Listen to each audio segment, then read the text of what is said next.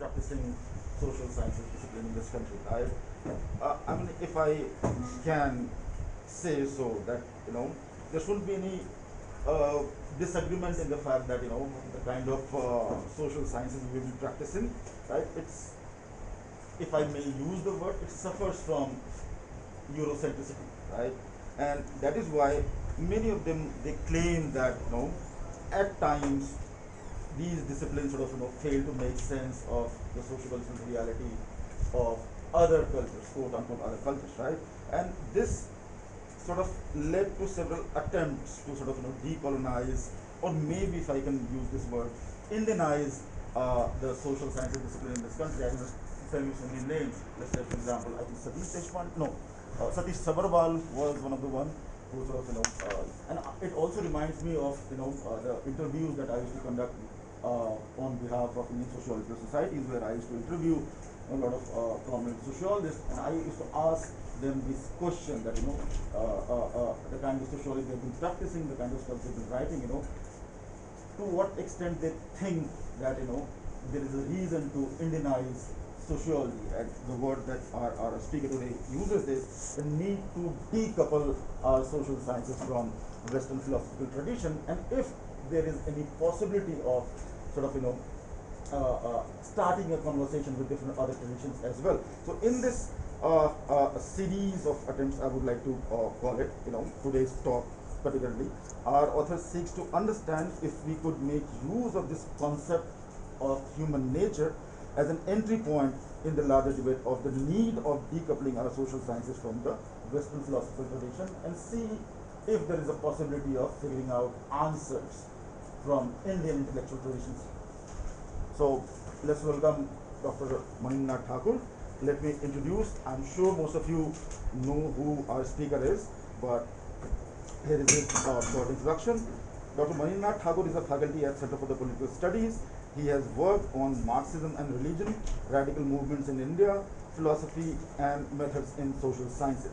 He is one of the founders of creative theory movement, which aims to decenter the knowledge enterprise by using experiences of non-Western societies as a springboard for theorization.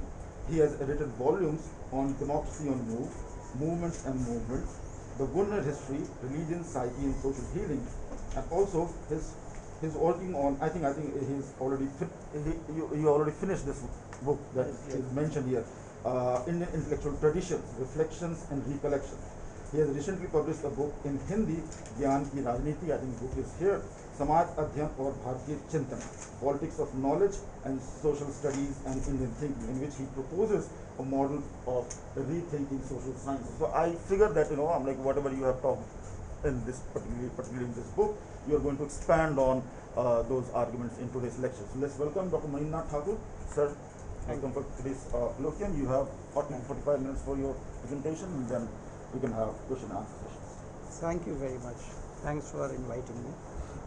And it gives me an opportunity to discuss something which I call work in progress. So this book is just initial expression of my dissatisfaction with social sciences and the need of some transformation. Of course, this is. Sorry to interrupt. Am I a little soft your voice. Yeah, my voice is very soft. You can switch off. Is he audible?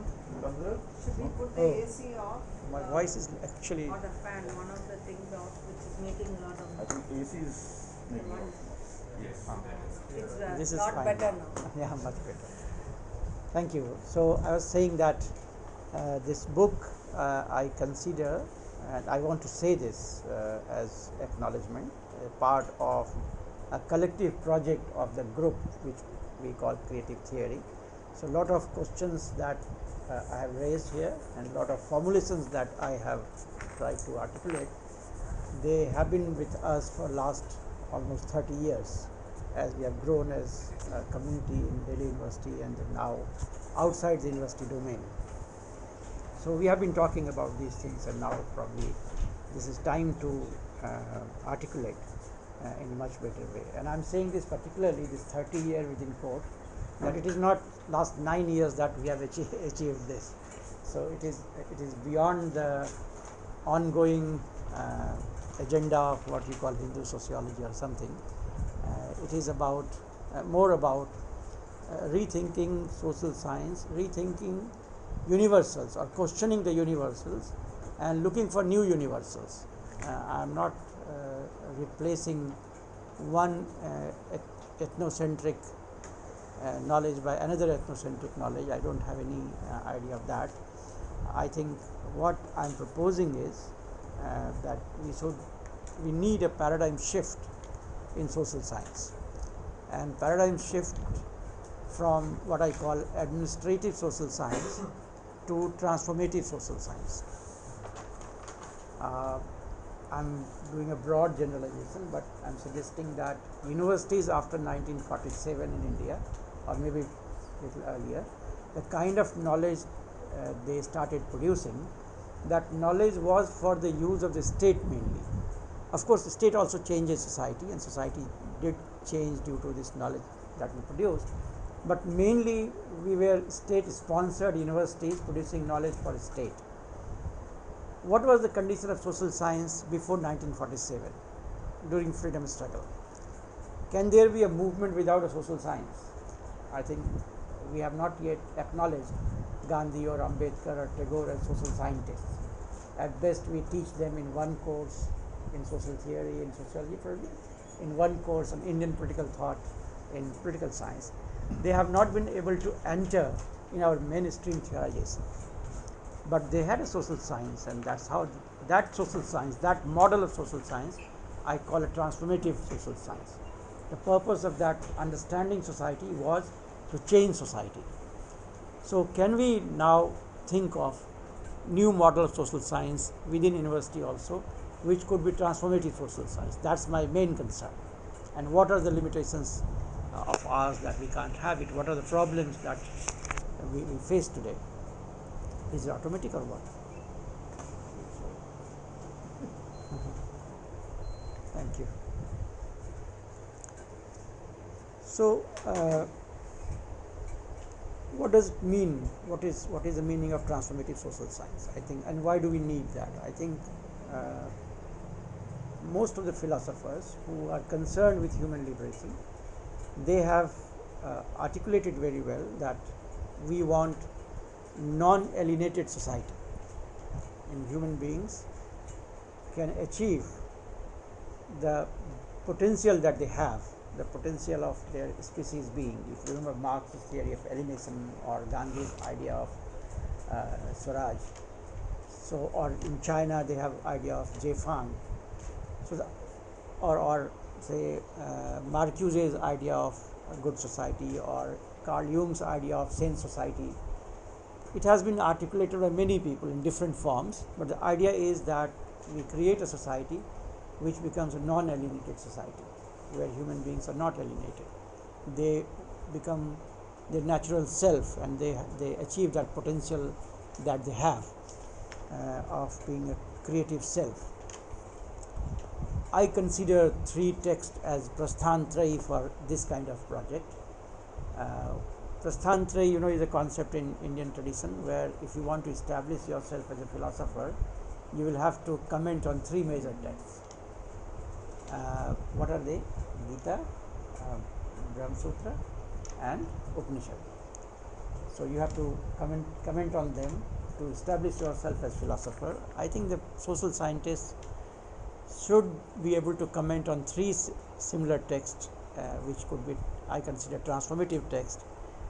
Ambedkar's Annihilation of Caste, Marx's Communist Manifesto, and Gandhi's Hind Swaraj.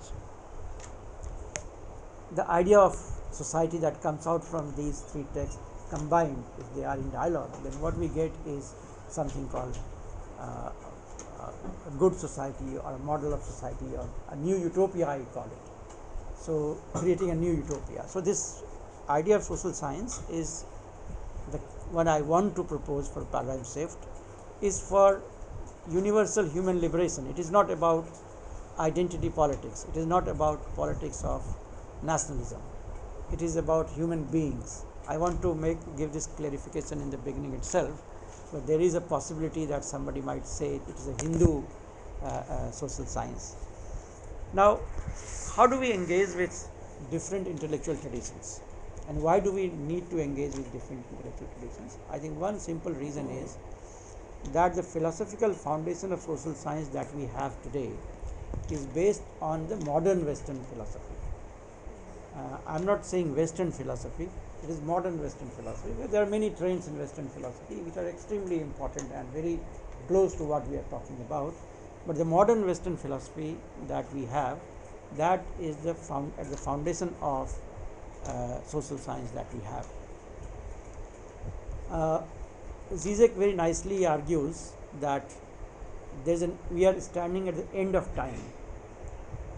The time that started with modern philosophy is coming to an end, and humanity will have to look for new philosophies now, and the search is going on everywhere. I can name n number of philosophers who are suggesting that we need to create new philosophy, otherwise survival of humanity is difficult. The war that we are facing today, maybe it's the beginning of the destructive aspect of that philosophy that which we survived for long.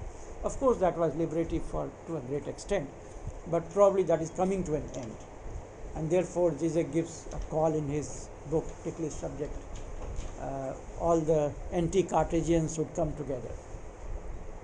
Because the problem that started, and the core problem that started from there, is Cartesian dualism. So one of the fallacies that the modern philosophy or the foundation of social science has is de-totalizing ontology, which means that the way we conceptualize reality is Cartesian. So we have thought that mind and body are two separate things, and therefore the language of social science itself has to be free from emotion, has to be free from the I-ness. So till very recently, if you are writing your book or thesis, you have to write in the third person. I remember Neeraj Chandra's book was returned by Oxford, suggesting that you have used first person in the book, so please convert that to third person. So she did not do that, and that fortunately that was a time when postmodernism was emerging, 1980s. So that's how she could survive. But there is a tendency in social science that you write not that I saw this, I found this, you write the researcher found this. This is not surviving now in political science anymore. I don't know in sociology it is surviving or not. But I was reading a thesis of social work, and they are very insistent on that. On researcher found this. Third person. Researcher found this. So probably the language of social science as such, that it does not allow the emotions to be captured. Like I asked Professor Tulsi Ram, whose book I have analyzed in one of the chapters, a professor from Delhi JNU, wrote an autobiography, a Dalit autobiography. I asked him that why did you write an autobiography? You are a social scientist, you could have analyzed that. As Gopal Guru is analyzing experiential epistemology. He said that my problem was that I could not have captured everything that I want to say in the language of social science. So I think that is one of the problems. So the problem comes because we have de-totalized the ontology. We think that certain kind of things are taboo in social science. We need not to talk about that. Of course, now things are changing. People are talking about emotion. A colleague has brought out a book on political emotion now. So this is one. Second is that false universalization, that you have a particular knowledge or some aspect of some reality you theorize as universal theory. So we have many universals which we treat as universals, accepted widely among us, and we don't even question that. This is almost swam siddha, that it is there, that's it. I think they were, now we have to accept that they were all partial truth that was universalized. And third thing is lack of capacity to comprehend the complexity. partly because the English language that we have works in duality, either or. So either class or religion, either caste or class, like that. So it's basically binary language. A lot of complexities it could not capture. For instance, when a German and Sanskrit have capacity to understand that complex aspects of things. When a German sentence from Marx was translated into English, that became binary. For instance, Capital Volume 1, which I think is a theory of religion in Marx, is religious world is a reflex of real world. The reflex in English is one-way thing. In German, it is two-way thing. So the right translation in Hindi for reflex is anyonasra, means they are dependent on each other. So they are shaping each other. Now these meanings are lost in English language in many times. So I think the complexity that we have in our social relationships and social complexities, they don't have this capacity to comprehend. This modern social science does not have the capacity to comprehend. Recently, with the developments in science and new philosophy of science, there is an emergence of what is called complexity theory. What is complexity? I can talk about it a little bit in half a second. Say, if you are going to buy mangoes and somebody gives you 100 mangoes in 100 rupees. So how many mangoes you will get in 1000 rupees? You can calculate in a linear way. But how many mangoes you will get in 10,000 rupees? Then you can bargain. Maybe the number will increase, and increase could be significant. So that bargaining thing, the complexity of our relationship that happens due to the multiple factors playing in, that cannot be captured in simplistic linear language. So that complexity is missing. One of the reasons is that the dominance of modern science also, which reduce the number of variables in order to arrive on a more formidable theory. So what we call in chemistry on constant what is that called, pressure, three words that are used on I mean in the laboratory condition, so we can control variables. So if we control variables, then this happens. Now in social reality, the variables cannot be controlled actually. We can imaginatively control that, but it can't be controlled. And as the chaos theory argues that if number of variable is much more, then we don't know, the equation can't be linear, it will be non-linear. So society, the complexity that emerged in science now has also been accepted in social science, and many complexity theories are emerging. So probably this is one of the these are three reasons, I think, three fallacies that we face in the social science we are doing. We need to get out of that. We need to get rid of that. There's one interesting book which I keep referring. It is by it's a report called Opening Social Sciences. It's a Gulbenkian Commission report, the Opening Social Sciences, and one of the experts in this was a scientist who got Nobel Prize for chaos theory. Now what do we do when we try to transform this? From where to start? That's one of the questions that I have in mind.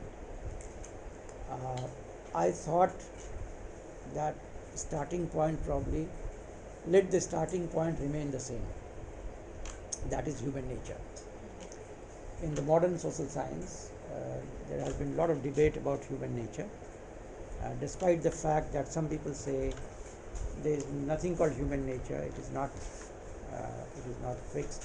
Some people say there is dynamic human nature, but there is no doubt that human nature is something from where they are starting. There is a resurgence in the interest of human nature now, with many dialogue among neuroscientists and psychologists and social scientists and all, and scientists. For instance, in psychology, which is a discipline which also enters in economics sometimes, called behavioral psychology.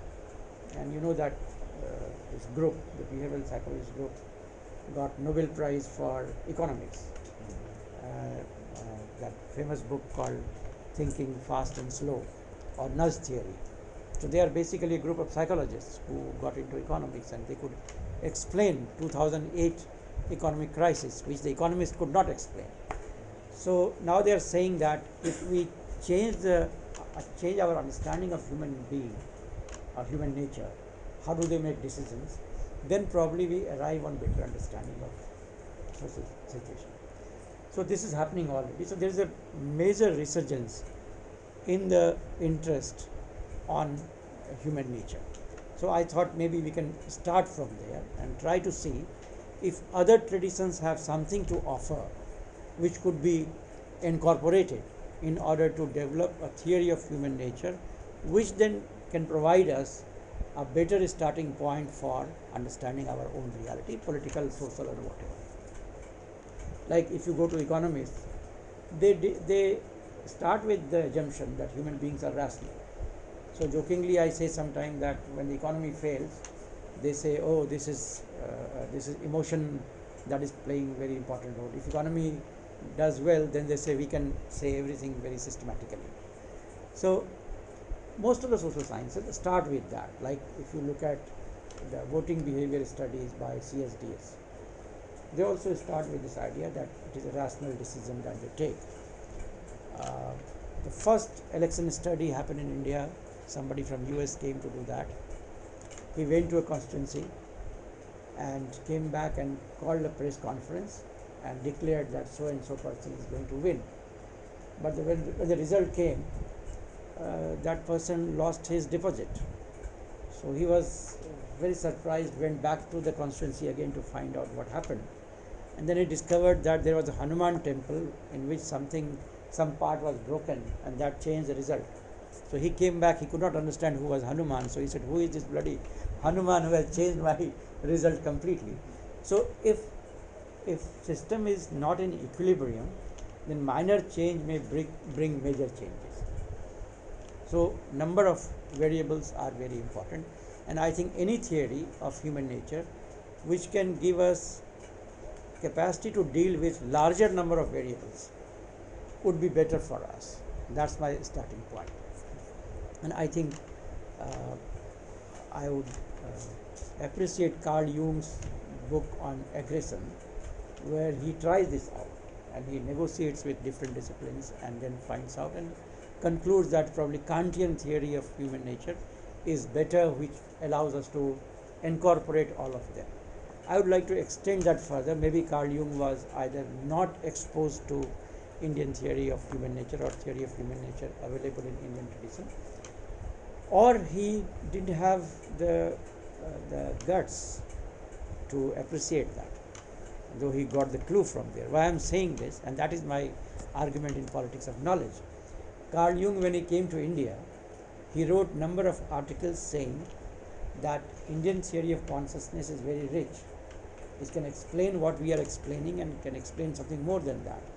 But by the time he reached back, he got notices from the psychoanalysis community, which was Association of Psychoanalysis, and he was told that you have to withdraw those articles and you have to declare that this was my wrong perception. So finally he wrote that this was my infatuation with new culture, and he decided not to meet Raman Maharshi because he thought that would completely disturb my framework completely. So it's also possible that many of them who are trying to arrive on a larger theoretical frame, they do not go beyond their ethnocentric frame because the community does not accept that. And this is not once. I have many examples to suggest that this is a very concrete thing. It is not just our infatuation or just our imagination. This is a very concrete thing. Even recently, talking to some philosopher from there, he was saying that there is a strong gatekeeping. Arvind Mandir, he said there is very strong gatekeeping. The moment we bring any concept here, there is a problem.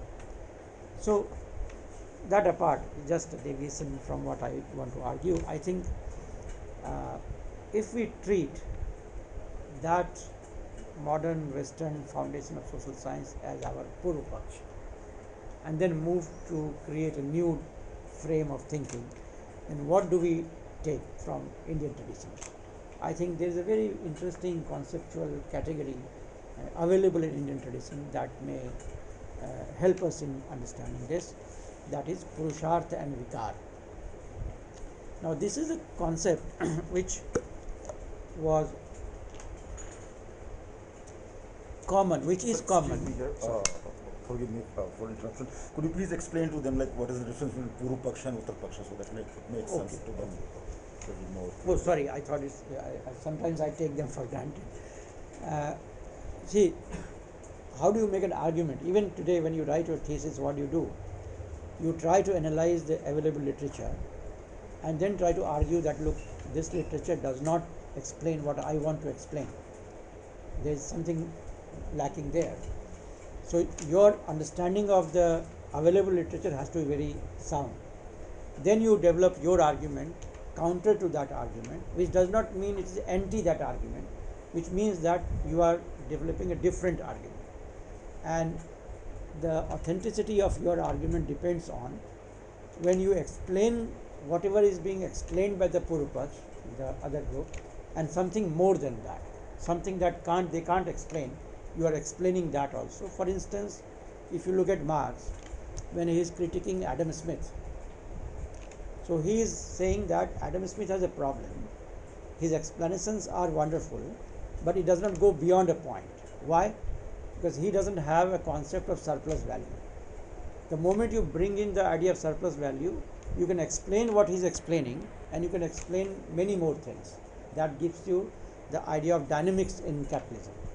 So similarly, Purva Paksha within this intellectual tradition, Indian intellectual tradition, they take this very seriously. So any established theoretical frame which they would like to critique, consider that as a Purva Paksha.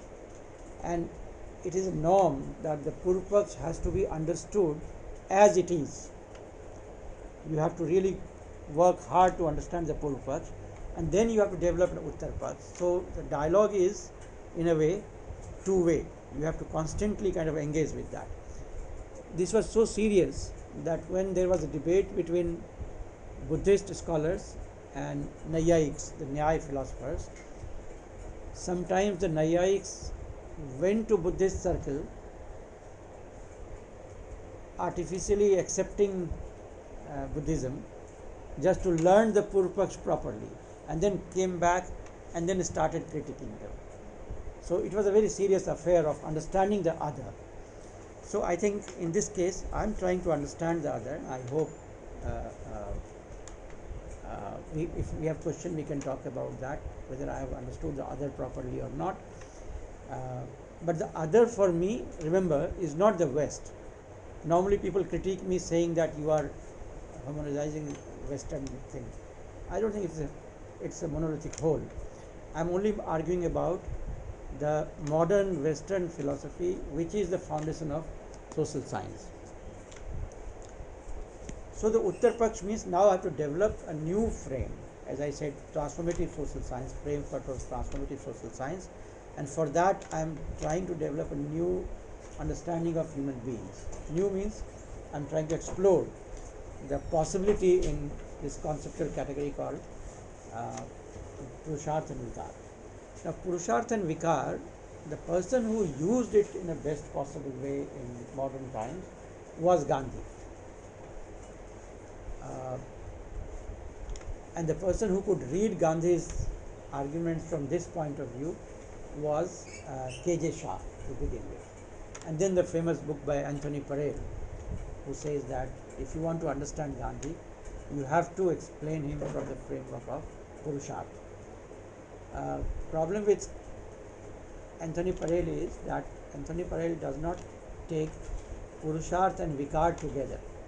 He only explains the Purusharth. I think Gandhi, if you study Gandhi, he uses these two categories or the set of these two categories to understand society and also shape his political movement. The interesting story is that when Gandhi, as a lawyer, went to meet a lawyer, his boss, and asked him to give some clue how to become a good lawyer, uh, his question was that how do you understand human nature? So Gandhi replied something. He said, no, you could not understand human nature. Unless you understand human nature, you will not be a good lawyer. So go back and do your studies. So he collected a list of, made a list of books and he read. I'm not sure if what he got there, but what he got from Indian tradition was this idea of Purusharth and Vikar, and that became the core idea within his framework. But I'll not go on Gandhi too much. I'll just explain what is this Purusharth and Vikar, and how can this help us in understanding society, and can that really change the foundation of social science? What is the possibility? There are few frequently asked questions, since I have been speaking on this since last almost 6-7 months. So I just want to address them briefly or mention them so that these questions don't come again and again. One question is that, can we talk of human nature in general? That's a very, very specific question coming from both liberals and Marxists. If you look at new arguments on that, like Noam Chomsky, if you type Noam Chomsky and human nature on YouTube, there's a very interesting interview by Noam Chomsky justifying the idea that there should be an understanding of human nature in general. And he also quotes Marx's theory of alienation, which is about human nature, that missing thing in human being. Then the other question is, and there are many actually, Steven Pinker is another person, evolutionary psychologist, who talks about it.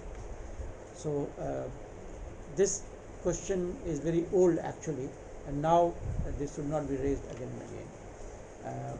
One can also read Norman Geras's book on human nature, which argues that many Marxists have argued that there is no human nature is not possible. No theory of human nature is possible. So he has called it a big myth, and he has critiqued that. Second is that do we need human nature as a basis for social theory, which I've already answered in the beginning. I think it could be a good basis to create social theory. And third thing, which I also answered, is am I arguing for reverse ethnocentricity? I'm not arguing for that. I think what I'm arguing is for what I call it is democratic negotiation, that different intellectual traditions of the world should be approached as resource centers for creating a new theory today, and the dialogue among them should be democratic. Democratic means it should not be under the influence of power. Like colonial power, when engaging in a dialogue with colonized society, then already there is an asymmetrical relationship. There is no dialogue there. I think we have to get rid of that, and then only we will be able to arrive on something more universal for today. So these are frequently asked questions, which I'll just mention and move on. Now let me come to the central thing, that is Purusharth and Vikar, and what is Purusharth, what is Vikar, and how can they help us in understanding society or polity or whatever. One more question. One more question that comes to me: is it a universal understanding or is it a Hindu understanding? There's a lot of debate on that also. I think all traditions generate theories which are time and space specific, but some of them are also universal. So Greek society has produced that kind of theory which are also universal, and we are using them for understanding our society. Similarly, probably Latin American society has produced very interesting idea of liberation theology, which is very specific to Latin America and Christianity, but that has a lot of elements which could be universalized. So all societies produce universal and particular theories, and then we have universal dimensions which we can always extract from there. And for instance, what you read as hermeneutics is part of the Christian tradition actually, and that is universalized now. So probably there is a strong theory of interpretation in Indian tradition or in Islamic tradition, which could be approached and seen what kind of new theory we can build up. So this theory building exercise by engaging with different traditions, I think, is very important. Anyway, so now let me talk about what is Purusharth and what is Vikar. Many people confuse when I say Purusharth, they think it is patriarchal. So please remember that this is not patriarchal. Purusharth doesn't mean patriarch. Purush means male. Purusharth means the meaning of being, human. What are the essential aspects of being human? What are the defining characteristics of being human? And how are we different from other living beings? Just remind me time I'm sitting here. So there are 4 Purusharths: Arth, Kam, Dharma, Moksha. These are, I think this is very common knowledge, almost everybody talks about in India. Arth, Kam, Dharma, Moksha. In politics also, the politicians keep repeating that most of the time. The meaning has to be really taken differently, in the sense the commonsensical meaning or meaning defined by the mainstream has been questioned by Gandhi, and I think that's a very interesting intervention by Gandhi. And I checked with Sanskrit scholars, and they told me that the meaning that Gandhi used was a better meaning of these terms. So earth is what? Earth is human beings' dependence on nature. We are dependent on nature for our survival. So we have to define our relationship with nature. Everywhere we do that, we create institutions for this relationship. So private property is an institution of arrangement. How do we appropriate resources from nature? Who will get what? So there are a number of theories, number of models of what kind of relationship do we establish with nature.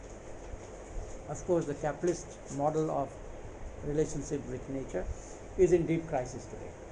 Not that the socialist model is very good. I think that is also in crisis. Gandhian model has not even started properly. So there are many models and there are many experiments going on. I have a list of experiments happening in different parts of the world where people are reconceptualizing their relation with nature. One of the very interesting model in India, in Jharkhand, was Chakriya Vikas Yojana. I will not say anything more about it. You can find out on internet and YouTube about that. But I will mention about another model which is called Mondragon model. That is in Spain, where huge cooperative of around 1 lakh member has been created, and they are into production process which cannot be called capitalism, and they have created a very different kind of society. So you can have a look at that. So the point I want to make is that this is earth, our relationship with nature, and different models of these relationships. Our dependence on nature, that defines our behavior.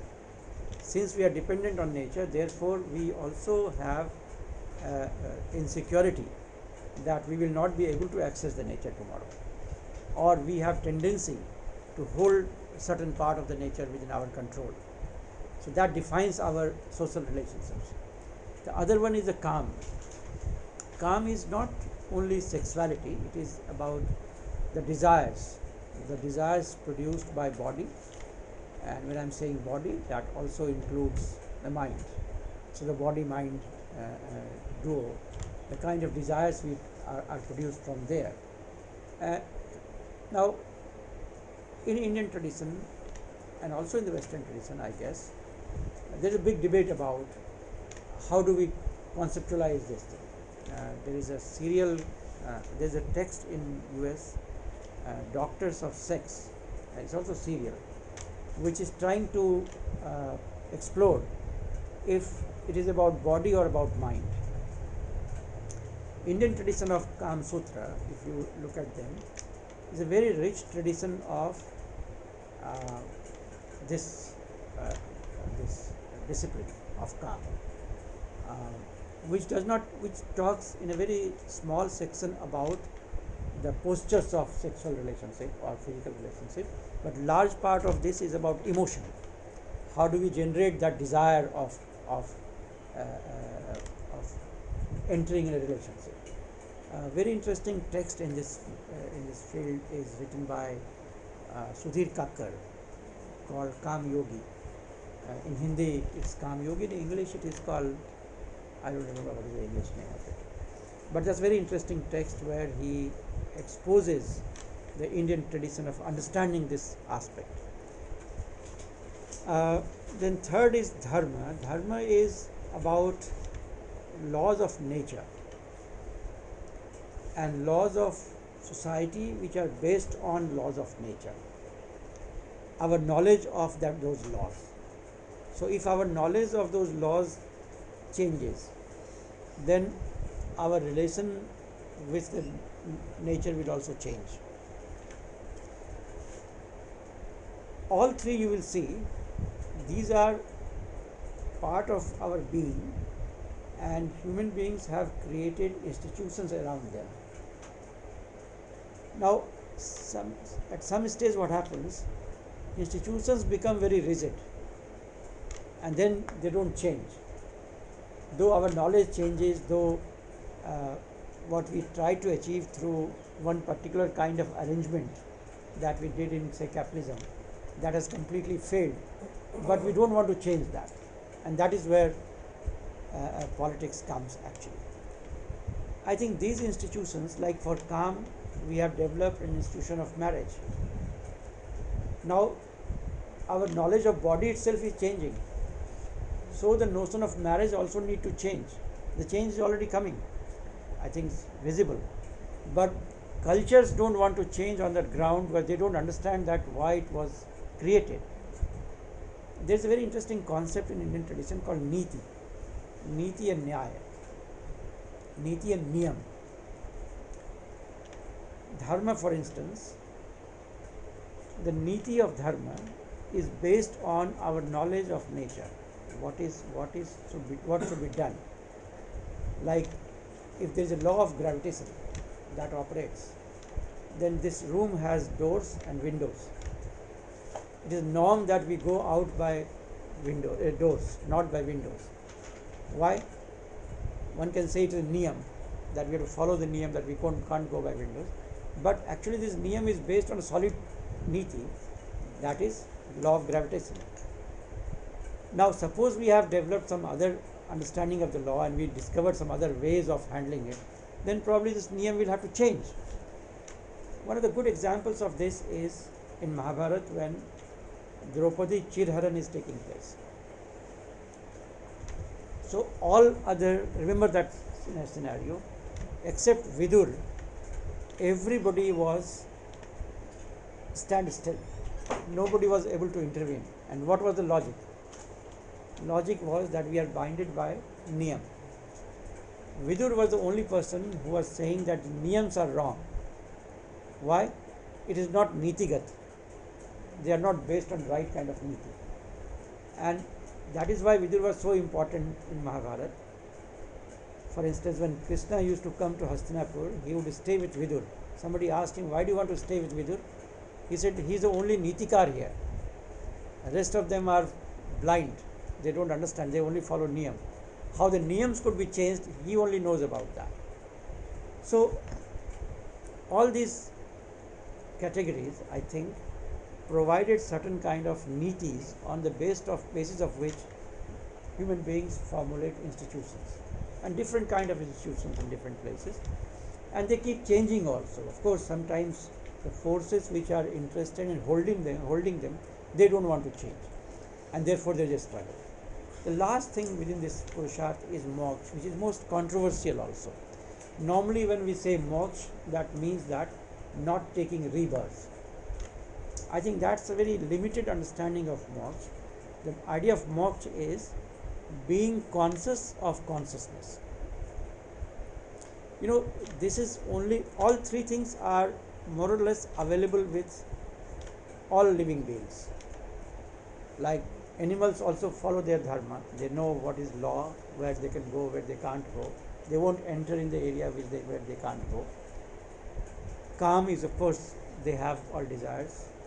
They are dependent on nature, so they keep looking. Even trees do that nowadays, people say. They are also conscious being. Animals are also conscious being. Trees are also conscious being. And the difference between human beings and trees is that we can be conscious of our own consciousness.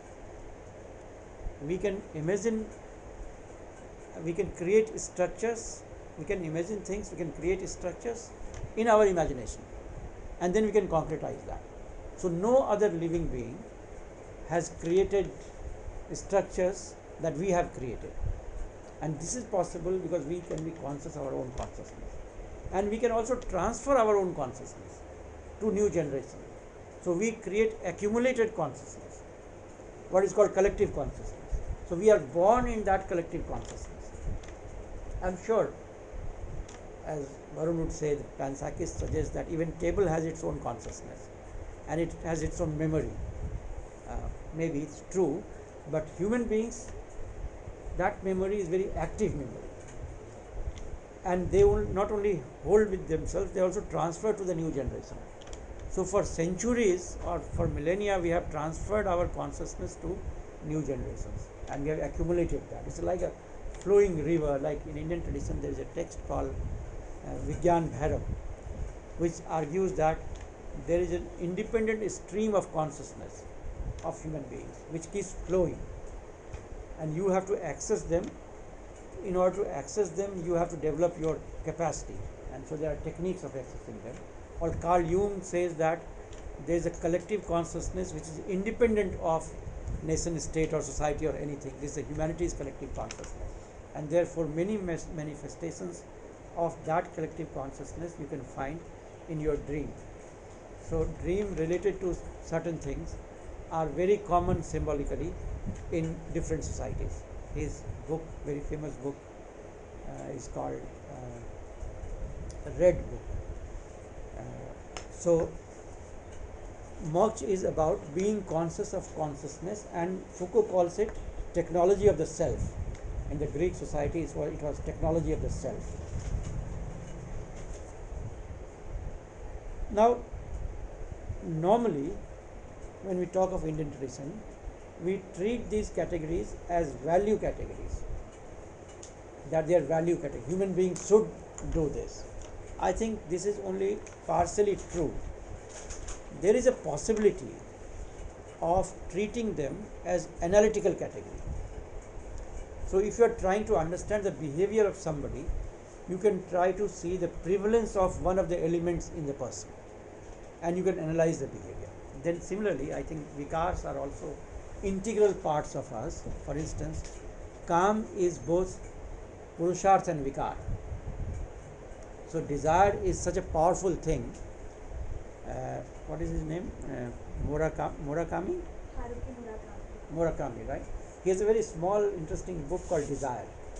It's very small stories in that about desire, collection of stories, kind of integrated but also disintegrated. Very, very interesting stories. So the desire is a very powerful thing which has to be analyzed, and if we are obsessed with desire, then it could be disastrous. Similarly, krodh, anger, which is now being analyzed by a lot of people, because people say that the element of anger may be so destructive that with the availability of instruments of mass killing, we may start killing human beings like anything. So Martha Nussbaum has raised significant argument about this, that how anger is an emotion that needs to be analyzed. And as you know, she is a political philosopher, so she is trying to see the role of anger in politics and trying to find out why anger happens. Or Carl Jung, when he talks of destructiveness in human beings, he tries to analyze anger as destructive anger and why some angers are destructive and some are not. So anger is very interesting and important aspect of our being, which has to be there. There is a book in Hindi called Chintamani. Anybody who reads Hindi here? Chintamani is by Acharya Ramchandra Shukla, the only book available in Hindi, in fact also in English. I have not read many books in English where integrated exposure of these kind of things are there. So he says that growth is a very, very important aspect of our being. If we don't have growth, then probably we will be continuously humiliated. But the question is, how do you transfer that growth into an energy? Like Gandhi had a growth, but he transferred that into energy for social change. So Kam, Krodh, then Lobh, greed. Greed is a much debated topic today. In 1714 there was a long poem published called Fable of the Bee, Private Vices, Public Benefit. This was the first text which came in 1705, when it was no name of the author was there, because that was the first time somebody made an argument in public that greed is good. Greed is good. And this is just before Adam Smith's Wealth of Nation. So the central argument of Adam Smith's Wealth of Nation is that greed is good. So if everybody is greedy, then we will produce more. The wealth of the nation will go high. Now the problem that we are facing now is the 2008 economic crisis. If you look at the reports published on the economic crisis, Amartya Sen has been part of many committees and several reports are there. Most of the reports have one common point, that is, the crisis came due to greed. It was not a natural crisis of capitalism. Crisis came due to greed. The what is called shark, the economic sharks, the managers, the fund managers. So they became very greedy, and they were not looking the crisis that was coming, and they were constantly kind of buying and planning to enhance their wealth. So greed was the problem. Now greed, if that is a problem, then, and that is the basis of capitalism, then how do you get rid of that? Now there is a new book called Greed is Dead. So this debate has started in the West. Particularly after pandemic, we started feeling that probably human beings have realized that to be greedy is not a good idea. But I believe during the pandemic also sections of society remain very greedy, and after the pandemic definitely there is another rise of greed as an emotion in society. So this is being debated in a big way, and that is part of our being probably. Then there is a pride, the mother, that creates anger also at times, and then attachment, and then irsha. I'm not going into detail of all of them, but I just want to make an argument that these are integral part of our being. So human nature now is constituted of these 10 elements, and these 10 elements are integral part of our being. We as a person at any given point of time and space, we are in a state of equilibrium among these 10 elements. So in different time and space, things keep changing. So when I was 25, or you are around that age, minor things may make you very angry. At my age, you come and abuse me and I don't get angry. So probably time and space has a lot of difference. I give an example mostly. I am from Bihar, and when I used to take a train from Patna to Delhi, by reaching Mughal Sarai, I started thinking that I should become an intellectual. While going back, crossing Mughal Sarai towards Patna, I thought I should become an IS officer. The reason was the space, I think. There was a space where things were not very ordered. If things are not very ordered, then power will flow from barrel of the gun. If things are ordered, then you know that things are happening in the system. If I'm not getting something, then there must be some reason for not getting something. So how these elements are balanced in your personality, that is defined by many things. Time and space are very important elements in that. And one more I can add is context, which is time and space actually.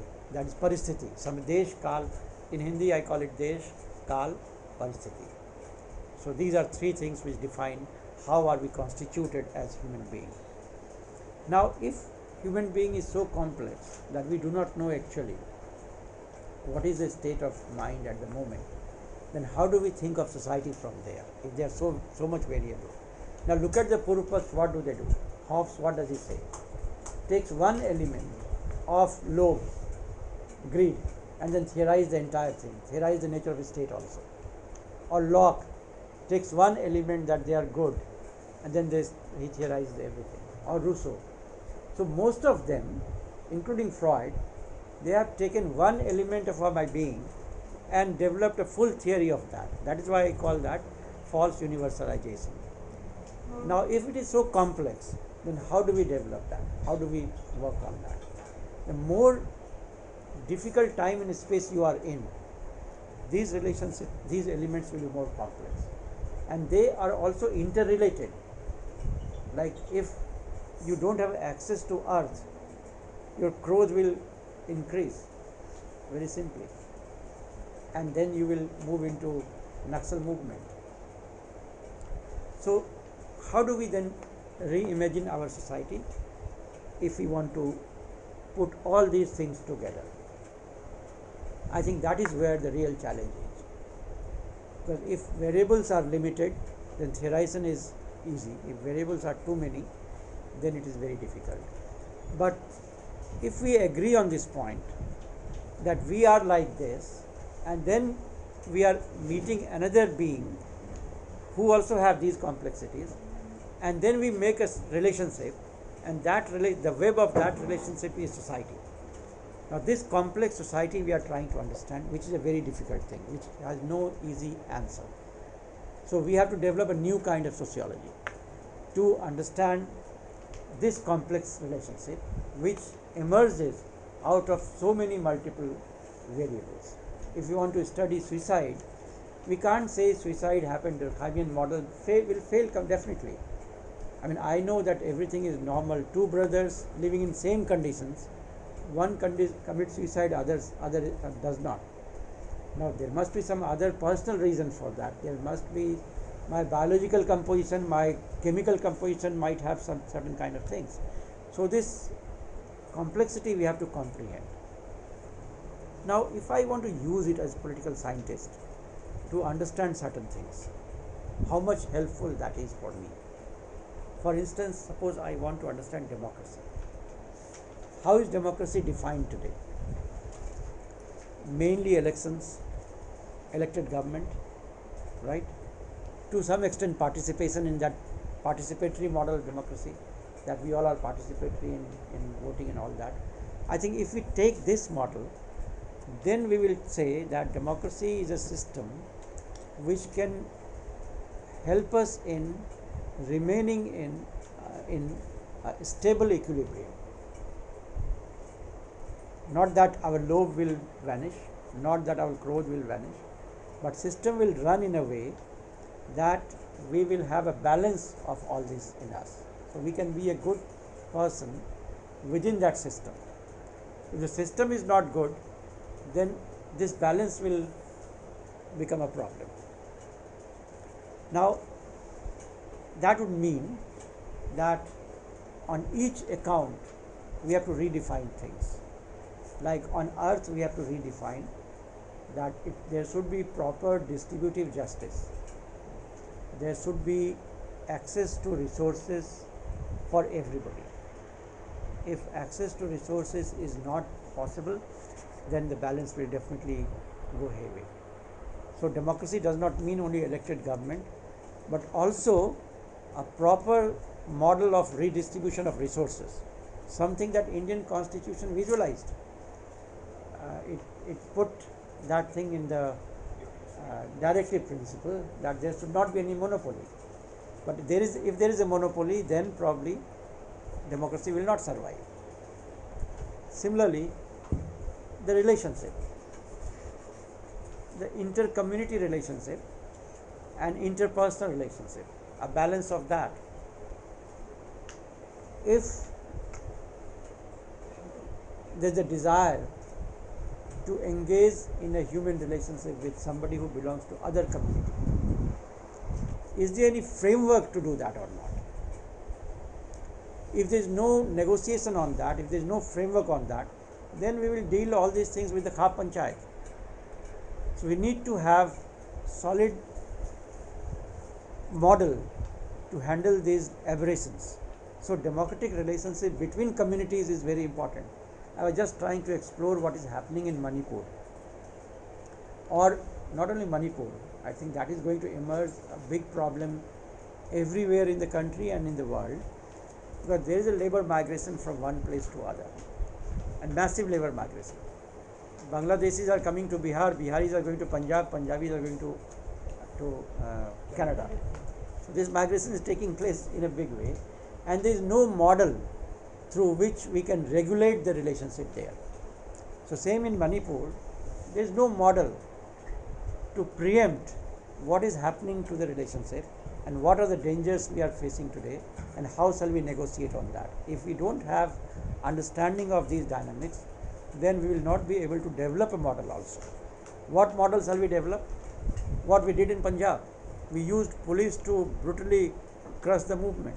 We did not resolve the crisis. We did not resolve the agrarian crisis in Punjab during the militancy. We only used it through police and coercion, which will not be democratic, which will be a big threat to democracy. So I think if you want to theorize democracy, then you really have to understand that how do we create a society in which these 10 elements in any person remain in equilibrium. Or we take religion, one of the most controversial things, and I have this point to make among sociologists, that in sociology I think, and this I am saying with an experience, because I organized a seminar on religion long back, interdisciplinary seminar, where most of the sociologists argued that whatever can be said on religion has been said by three great thinkers, Marx, Durkheim and Weber. And that's what you teach probably in sociology, right, on religion. My problem with three thinkers is that none of them have any experience of multi-religious society. None of them were having any experience of society where religions are born. See, there are three kinds of societies. Asian society where all the religions were born, most of the religions were born. Society where religions migrated, the European society. From Asia they migrated to Europe. And Russian society where religion was transported. The king invited all the churches and then selected one church and said that now tomorrow onwards you are the state church. Now these are three different kinds of societies. You are taking the philosophies of those philosophers who do not have any experience of society where religions were born, and you are using that to understand religion in society where religions were born. I think there is a big problem. Compared to them, if you look at Gandhi, Ambedkar and Tagore, they have a very different theory of religion, and that could be that has an element of universal understanding where other theories could be accommodated very well. But this dialogue does not take place, but there is an asymmetry, there is an a priori assumption that there is so much of ideological difference that this dialogue cannot take place. Now on religion, I think I'll just make some point and finish it. There is a difference between dharma and religion, and that's big debate that is going on today. What is the difference between the two? I think there is a theory of category in Marx, in Grundrisse. The theory is that the concepts cannot be defined as we define things in science. The social concepts cannot be defined as we define things in science with precision. It is not possible. What we can do is, we can talk of symptoms. In Hindi it is called lakshana. So some phenomenon that we see, we can only say that these are 5 features of this phenomenon. And if something new comes to us, then we try to see if we need to expand this further to accommodate that or not. For instance, is Buddhism a religion or not? Is Hinduism a religion or not? I think there's a big debate on that. That can be resolved by using the category of dharma. What is the category of dharma? All religions are based on certain understanding of nature. They try to make social laws on the basis of their understanding of nature. I will give you an example from Quran. In Quran at some stage, there is a discussion on this, that whether engaging in physical relationship during Roza is allowed or not. So initially it was not allowed. Then Muhammad Sahib says that since it is so natural to human being that they get involved in this and then they develop guilt feeling, so therefore I allow this. Therefore the new ayat has come to me saying that this should be allowed. So all religions have 4-5 elements. One is philosophy, which is based on niti. Other is morality, which is based on philosophy, which keeps changing, which needs to be changed.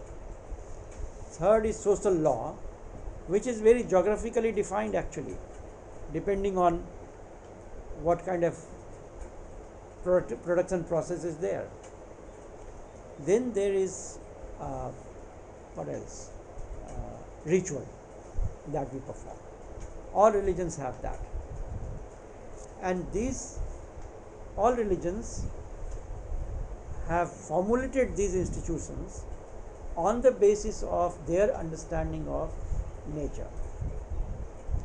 Now, if humans' understanding of nature improves, develops, then what is natural? What should happen? All religions should also adjust with that. That actually happens, but with some problems. But that is very normal. Therefore, there are movements within religion. If you look at transfer of change within Christianity from Catholicism to Protestantism, what is the reason for change? Why they started saying time is money? But the production process was changing at that time. Read Marx's Peasant War in Germany, very nicely articulated. So, if we treat dharma and religion as two words, not very well defined concepts, but understood in terms of a spectrum of meaning. So there is a spectrum of meaning. At one level is a dharma, that is the laws of nature, that is the foundation for any religion, and then religion, which is social institutions and everything. So then probably this issue of definition could be resolved, and we can have a larger frame of understanding of this phenomenon called religion, which has huge varieties. There is not one or two varieties, there are so many kinds. Like Buddhism has no concept of God. Hinduism, section of Hinduism has concept of God, sections don't have concept of God. Look at 6 philosophies of Hinduism. Most of the philosophies, what do they talk about? They say that the purpose of this philosophy is to solve 3 kinds of problems of human beings: Daihik, Davik and Bhautik. And the solution doesn't lie with God at all. Solution lies with the proposition or formulation that philosophy is to offer. For instance, Nyaya is offering a philosophy of logic and says that if you are logically able to argue, then probably you can solve your problem. Or Sankhya is suggesting that if you have the capacity to go into abstraction, then you can develop a larger vision to understand the problems that you are facing. So all these philosophies are actually problem solving enterprises. It has nothing to do with God. So I think that all religions have these elements. No religion can be only faith. All religions are faith and reason simultaneously. This is also a myth of binary language when we say religion is faith and science is reason. I think science also depends on faith. I don't need to say this to this audience which knows Kuhnian theory of paradigm very well, that there are assumptions and faiths in everything. So faith and reason go simultaneously. You can't believe in anything unless you have certain reason to believe in it, and you can't believe in reason also you don't have if you have faith in that.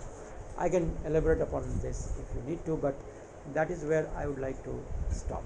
Thank you very much. All right, thank you very much, Just sir. one line conclusion. Yes, sure. Therefore, I want to argue that we need to work for a paradigm shift in social science. I think this is the beginning of my argument, not the end of it, and I'm sure the new generation will give more critique and will take this further. Thank you.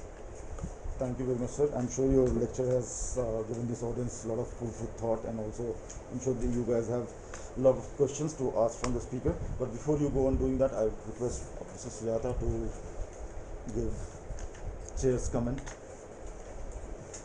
Thank you, Ashish. Actually, I wanted to get comments and questions from the student, and then I can come in the end. But I only want to flag one concern, that as all of us who are concerned, who have been thinking about decoupling from dominant mainstream paradigms, and there are so many formulations and so many terms: decoloniality, decolonization, indigenization, and vernacularization, and so on and so forth. One point I wanted to flag about Dr. Thakur's presentation is that a lot of them are arguing that we need an alternative paradigm, and the entire book from the beginning in the end it says, okay, therefore we need an alternative theorization. But here we have a formulation, something that is being presented to you for consideration, not just emphasizing the need for an alternative formulation. That I think all of us in all these years are convinced that we can't go around the way we have been just mindlessly adopting certain things that have been transplanted intellectually. So, but a lot of the writings continue to say that, okay, we should change, this is dominant, and then demonizing the West, and so on and so forth, and again bringing another binary. So in this presentation and in this talk and in his work, Dr. Thakur has given equal importance to another way of thinking, which he has placed before you for consideration and discussion. So let's open it up. I'd like to listen to you, and then I will come. I do have some queries and observations, but I'll reserve it for the end of the session. All right. No questions? Let me begin by asking a question myself. Sir, one of the major concern here in this debate is about, first of all, this agreement that there is a need of this, bringing in, this indigenous or, decolonial angle in the enterprise of theory building, right? If there is a need of that, then why? And also the possibility aspect of it, to what extent do you think that it's possible in terms of, the way, let's say for example, the example you yourself made use of, like democracy, right? The way you make sense of democracy, right? The particular kind of democracy that was sort of implanted, and that is like part of like whole lot of the struggle that we sort of went through, known as independence movement and whatnot, right? And then a particular form of democracy, the way it was established now, and now the way you are saying that, let's say for example of human nature, the way you were talking about in the context of 10 elements of it, vis-a-vis Purusharth and concept of Vikara, it exists, like you said, in a particular desh, kal and paristhiti, time, context and space, right? So all these ideas that you talked about, right, which is, let's say, which belongs to Indian tradition, right? I might call it as a Weberian ideal type that might existed at one point of time, which fitted like this desh, kal, paristhiti sort of criteria. How do you see that these similar set of ideas working in different desh, kal, paristhiti, like contemporary times? Excuse me, am I the chair or you are the chair? You are the chair. Okay, because this was not very clear to me. So, shall we then would you like to take some questions? As you like. Or you want to take it answer one on one? As you like. Some two, three questions, and then you respond. So we'll be able to cover larger ground. Sir, Yes. So please raise your hands, those who have questions. 1, 2, 3, 4, 5. So we'll take two questions each, 2 or 3, and then he will respond, and then we'll take. But I think he will have the time to engage with all the questions. Yes. Yes. I don't have problem with time. Yes. I'll come to you. no, sir, yes. Your name also, please. My name is Dorothy. Sorry? Dorothy, Dorothy. Yeah. Yes, so my question, I mean, this is something that I've been trying to understand, think about for a long time. And it's based on the practicality of it all, and you have been talking about it all along in your presentation. But I want to ask you a question about the practicality of it and how it relates to, questions such as anthropocentrism and relationship between human beings and nature. So I understand that attacking the modernist Western understanding, the frame to critique this framework, I think philosophy is a very good starting point because it critiques it at the root, at the very ontological level. But then there's another viewpoint in terms of anthropocentrism, and anthropocentrism is also seen to be the basis of all human societies, and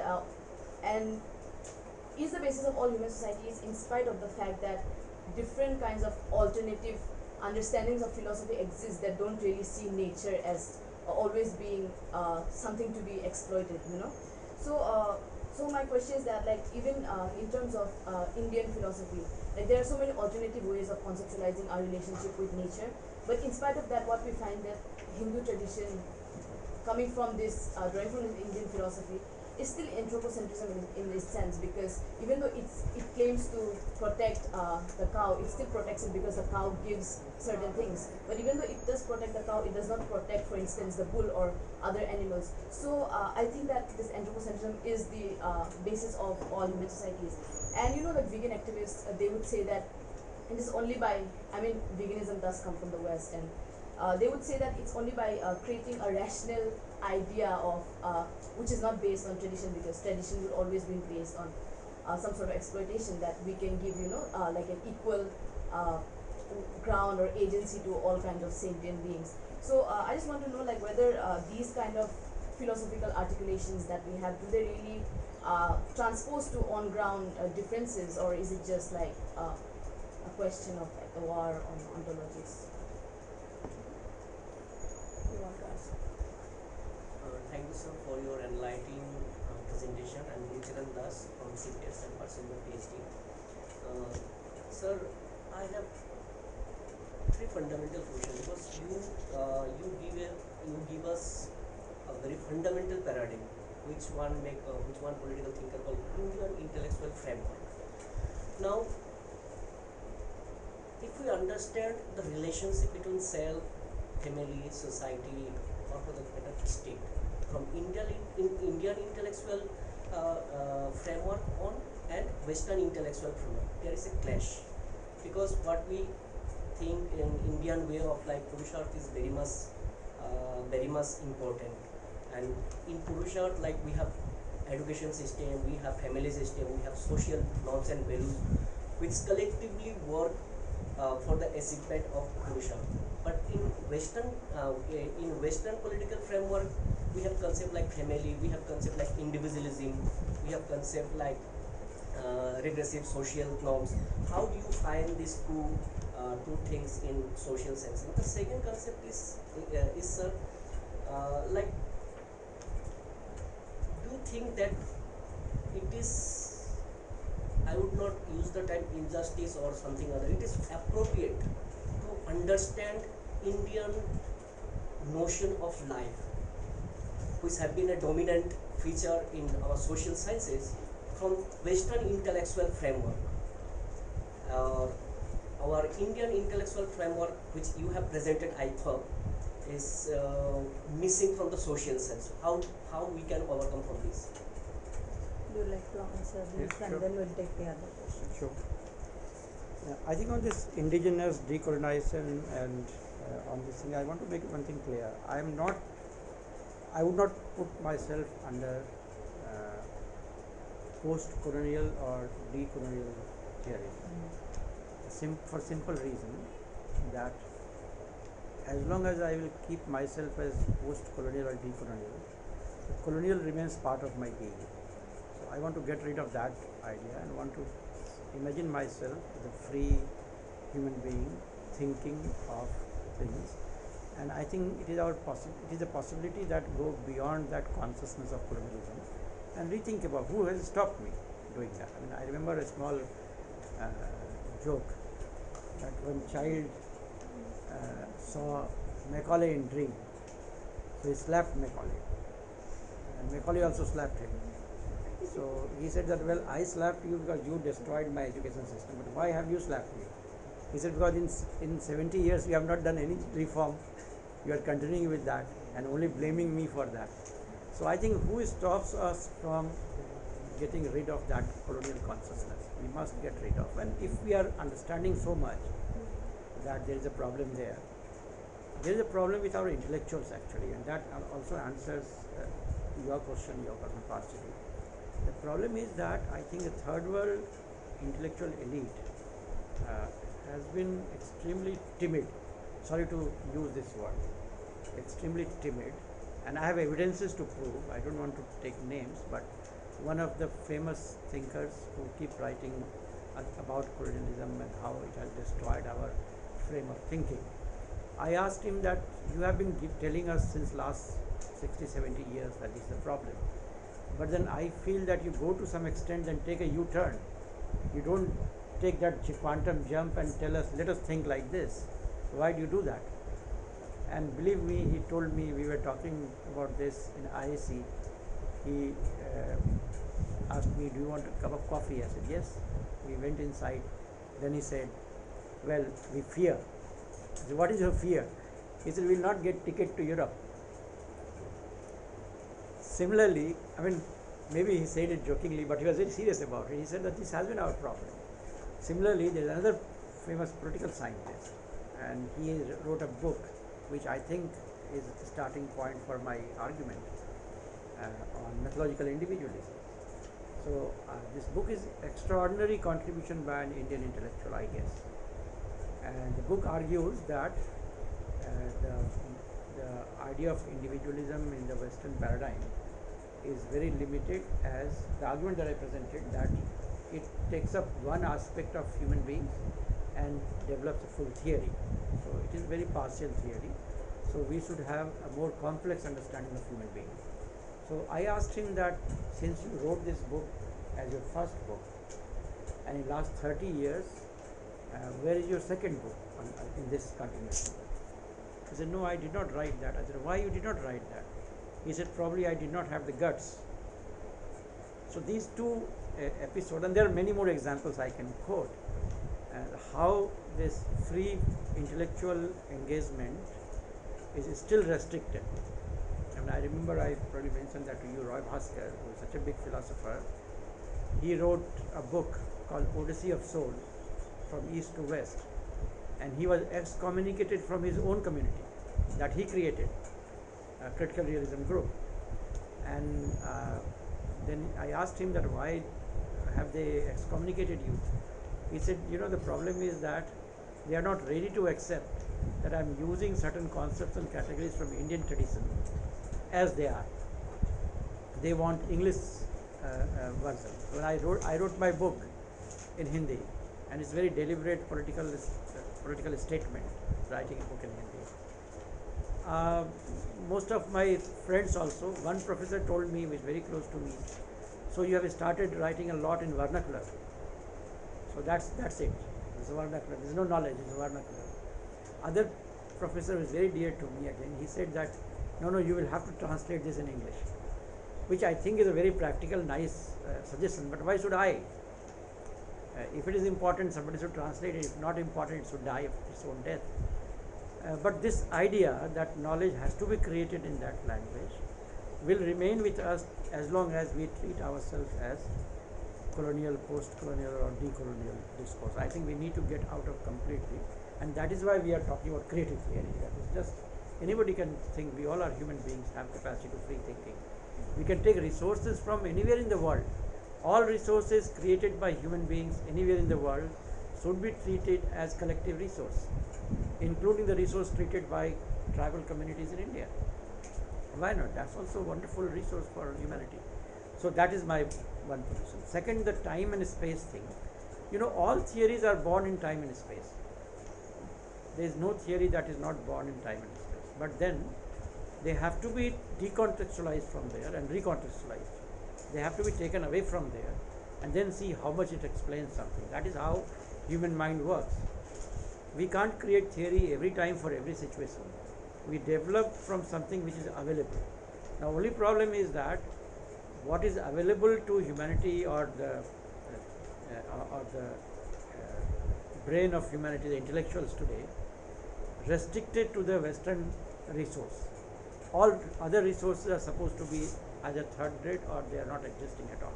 So Indian philosophies are taught in Western countries only in the Department of Religions.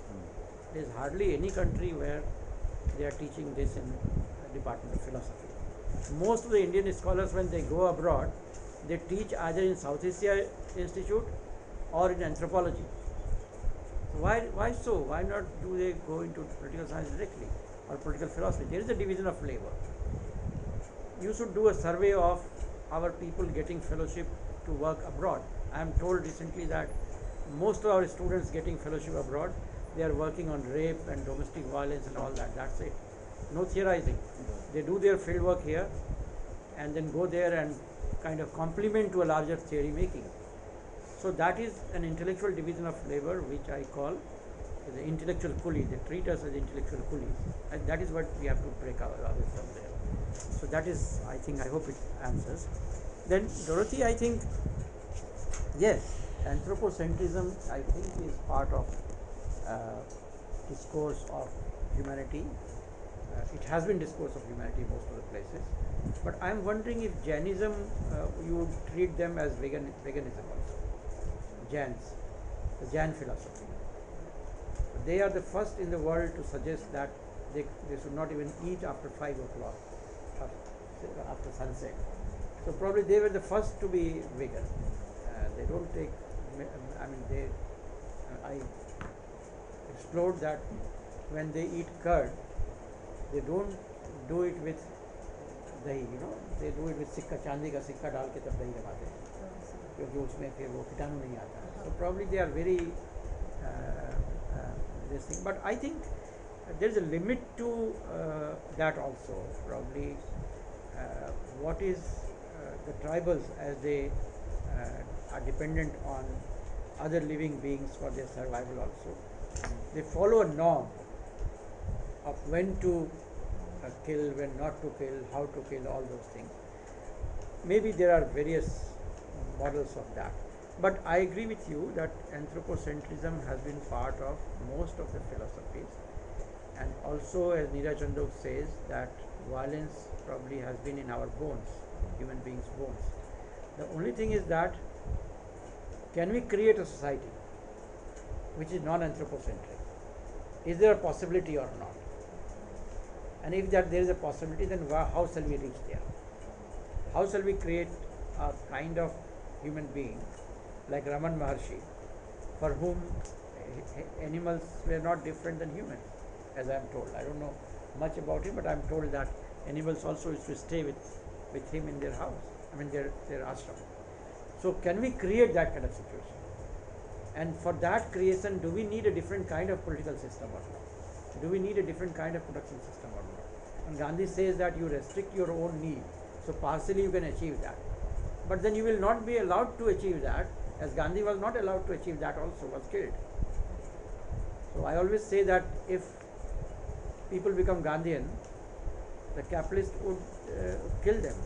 And that is my example of Jonestown crime. I don't know if you know about Jonestown crime, where some people decided to live with nature. But the standard theory is that they committed suicide. Actually, the alternative theory is that they were killed by American secret agency, as they were at that in the middle of the Cold War. They were suggesting that we need to get rid of this market system. We need to get rid of this this capitalist production system. So that is what I think is something we need to think, that whether it's possible or not. To make that possible, what is to be done? How do we theorize differently? I think that we have to, that I would call transformative social science. Instead of only explaining what is existing, can we also change? Like, even to myself, I would suggest that all social scientists, while doing MA, should do field work for 6 months. Should go and stay in the field for 6 months and transform something and come back and write that thesis, that how they could transform and how they could not. I read a thesis very interesting from social work, where a young boy went to Mumbai after the riot and worked in a district and created inter-community relationship through football team. Very interesting experiment he did. So social experiments should be part of our social science. I think we should do that. And now what is doing is just reading the experts and we are thinking we are knowing. There is no experimentation that we are doing. Of course, it's difficult, but probably that should be done. Guru Charan, I think two questions you have raised. One is Indian and Western notion of family and all that. The mainstream Western notion, the capitalist Western notion. There are other notions also, I believe, but I agree with you that the mainstream Western notion has a very different kind of understanding. There are two models of thinking, and Gandhi used it. One model is what Macpherson says, possessive individualism, that I should sacrifice my family for myself, I should sacrifice my family for my community, I should sacrifice my community for my family, I should sacrifice my nation for my community, I should sacrifice humanity for my nation, like that. The other way that Gandhi talked about, that I should sacrifice myself for my family, I should sacrifice my family for my community, I should sacrifice my community for my nation, and I should sacrifice my nation for humanity. So the two movements, I think possessive individualism, which is a very dominant theory and which was becoming dominant during Gandhi, and Gandhi had a challenge to create a counter hegemonic idea. So Gandhi's this formulation, which he takes from Gita, I guess, is a very interesting formulation. See how these contradictions are there. And the second thing is this: how do we use it? How do we? And also Dorothy's concern for practical this. I think that is a challenge that we have to face. Even in social science, if you write articles on the basis of these arguments, 99% chances are there that modern social science journals will not publish that. I mean, I wrote an article for a journal in Europe, and I called used the term democratic negotiation. The comment that came, they rejected the article, and the comment was that democracy is about majority and minority. What does democratic negotiation mean? I mean, it's so surprising. The editor called me back saying that please ignore the comment. I said, no, it is so primitive comment that I don't want to send this article to your journal. This is done. So this is a problem. And this is not me. I think the Lucknow School of Sociology, they have made this argument very well. I was talking to Weissing once, that why you people did not use alternative frame of understanding Indian society, which Lucknow School was, A.K. Saran and others were talking about at the time. He said we were talking about that in private. In journals we are not being published, so we would not have got any promotion or anything if we won't publish. So therefore in public writings we wrote like that, in private things we kept like that. I think this is the time when we break this private public boundary, create avenues and opportunities where we can what they call epistemology from south can assert. I don't want to call it epistemology from south. I think I would rather suggest that we must strike for universal. The only difference is that our universal should remain always open. It is an emergentist universal. We must question all dominant universals, create new universals, and we should not fall in love with the universal that we create. we should also reject that universal to move on from there. So that should be constantly emerging universals. Otherwise, this binary of south and north, or colonial, decolonial, will always put us in a particular situation. So I think the British scholarships, if you look at them mostly, they are for studies on colonialism, but they are happy about it. Either you support them or oppose them. They are happy as long as they are at the center. The moment you displace from them from the center, they will not give you any money, I'm sure. Most of them don't, most of you won't get any fellowship if you displace them from the center. So, yeah, these are three questions. She had a question. Yeah. How many more? One, two. Yes, Gopal, I'll come to you. She had a One, question. two, Gopal, three, and yourself two. Yes. Yes, please. Go ahead. Your name first, Abhishek. Abhishek. The first thing is that you mentioned all religion or faith and vision simultaneously. And you also said that you can't believe in something unless you have vision. This is a very good sentence, but then, I would like you to little elaborate upon this, because we see today, especially today, that religion has there is a resurgence of religion in terms of especially politics, and the way intellectuals directly try to debunk this so-called the right-wing emergence of right-wing politics, and the way they try to debunk the use of emotion and religion in politics, and they say that myths are like religion is all about myths and opium. Because I have read Levi Strauss, and he says that myths are simultaneously facts and fiction. They are not just fiction. They are always facts and fiction. So yes, you have really made a good point. But then I'd like to know more about that. A little elaboration. Thank you. That's all.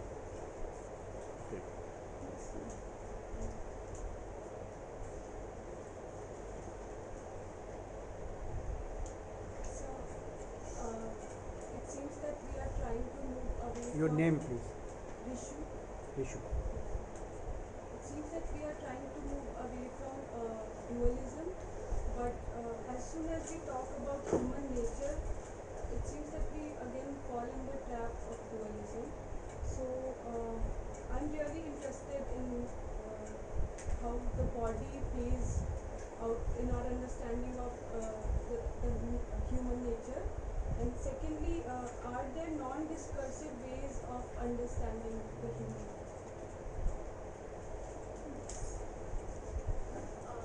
I'll come to Thank you, you, sir, for Gopal. kicking off a new conversation around the subject matter and methodology of social sciences. I am Leona from April 1st year CAAS.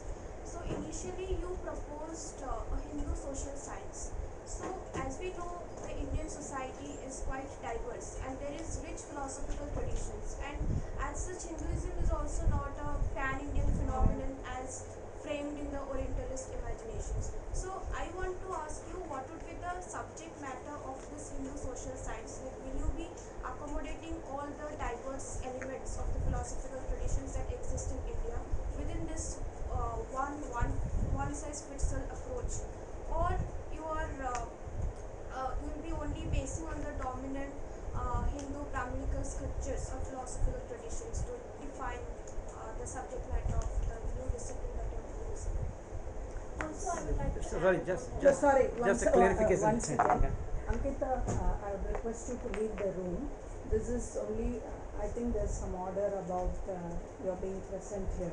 So if you want to be here, I would request you to keep quiet. Or if not, I would request you to leave the room. Please leave the room. Jandeep, sir, my general question No question. Human nature is a very generic term.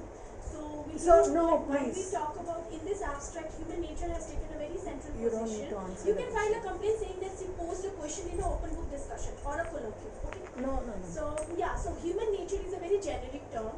So when we talk in social sciences, we generally have a concrete conceptualization of things. So while we talk about human nature, is there any reference that we are referring to, or is there any individual take on it? What do you mean by it? So I'll just like to have some kind of clarity on that, the analytical basis of that. What does it connote or denote? Thank you.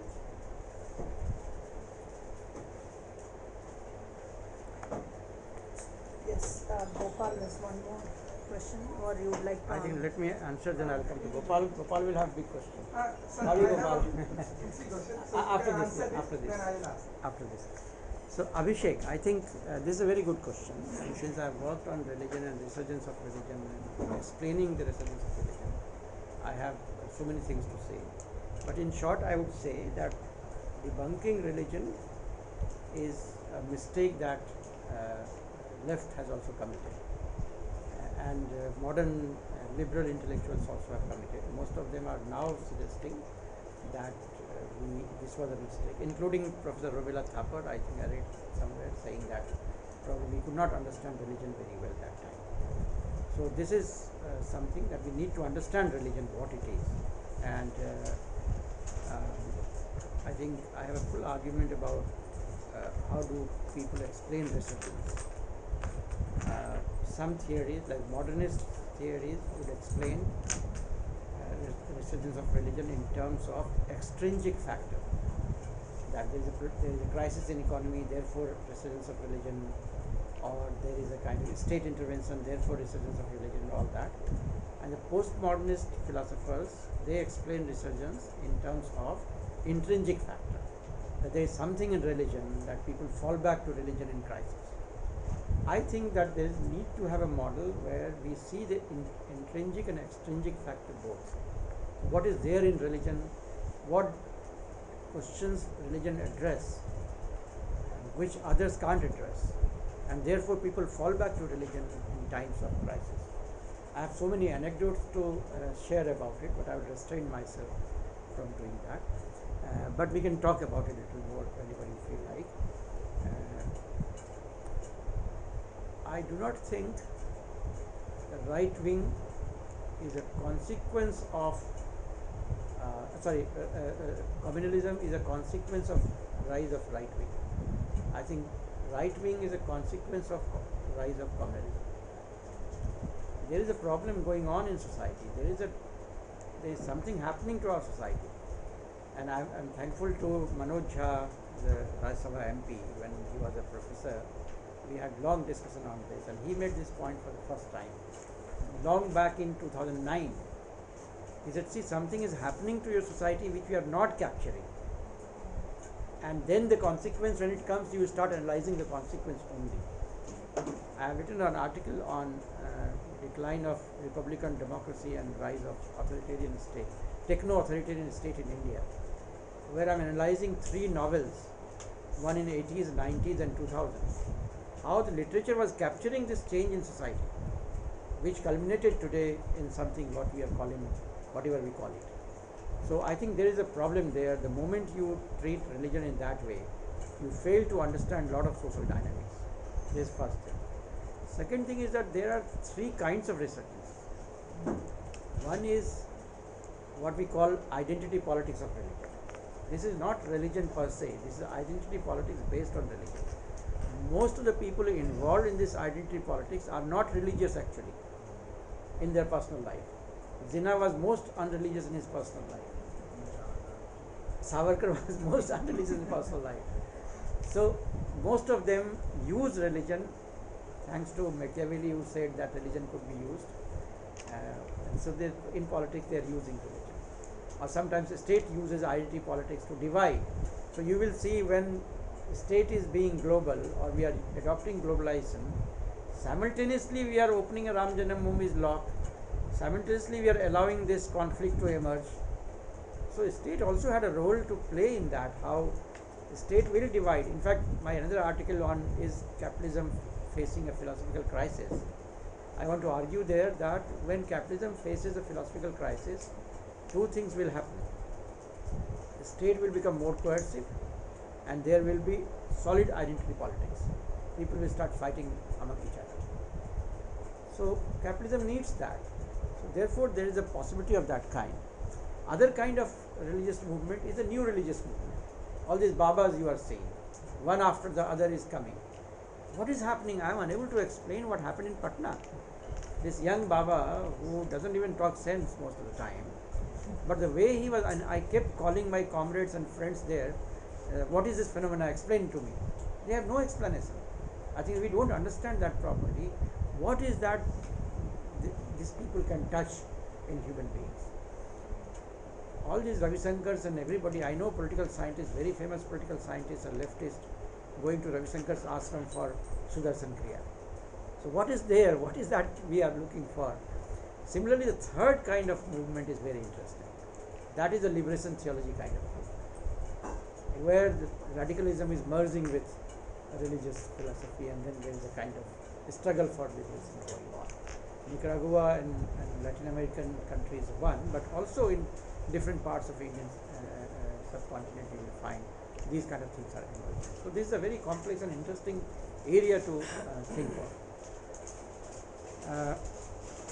Rishu, I think, yes, I am trying to question dualism, definitely, but I will be surprised to know if I fall in the same trap. I would love to know though. It's possible that I fall in the same trap. I thought that I was challenging dualism by suggesting that reality is multi-layered. It's not dual.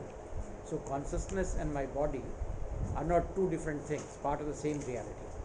Of course, they are different layers, but not unconnected layers. So my body is the finest form of my, crudest form of my consciousness, and my consciousness is the finest form of my body. So body has a very important role to play in theorizing, in social theory. So my consciousness is determined by body, by my body. Very interesting text in Indian tradition called Ashtavakra Gita. This debate between Janak and Ashtavakra. Ashtavakra is physically challenged. 8 jagas is physically challenged. And he challenges Janak, who calls himself Vide. Vide means who has no consciousness of the body, who has gone beyond the consciousness of the body. So Ashtavakra says that I am unable to go beyond consciousness of the body. All the time my body reminds me of my being. So who is claiming that? So he entered in the Rajasabha and then found that Janak was having his 2 arms around 2 young girls and their bare body. So he got very angry. Then suddenly he discovered that below the chair there was a fire burning and his foot was there. So he challenged Janak to debate, and then there was a big debate, and then very nuanced understanding of mind-body relationship comes there. So I think this is a challenge to Cartesian dualism, and my whole effort is to get rid of this duality when we are analyzing social science. And therefore I actually argue that autobiographies should be taken very seriously, literature should be taken very seriously by social scientists. But literature and autobiographies have capacity to comprehend things in more complex things can be comprehended together. Like if you read Tulsi Ram's autobiography, he had a problem with one eye, so his chacha would tell him kitni ungliyan hai, and he would say 5. Then he would say, his chacha would say, ye kanha bahut tej hai. So the humiliation that he was having, not only for becoming Dalit but also for these reasons, could not have been captured in other places. Most of the Dalit writers, they write about the humiliation of being Dalit, but the multi-layers of humiliation that they face in society, they don't talk about that. Or their women that they are facing humiliation, they don't capture that. Tulsi Ram could capture the humiliation of the upper caste women who was a widow, and he said that in my village 3 people were treated as somebody not to be seen in the morning, and one was upper caste widow. So he could capture that also in this. So therefore I think that my whole effort is getting back out of the duality, but I would love to know if I am falling in the trap, and I would try to kind of recover from there. I don't think I talked about Hindu social science, please. In fact, I was challenging that. There is nothing called Hindu social science, and there should not be called Christian social science and Hindu social science. I am in fact striking for universal.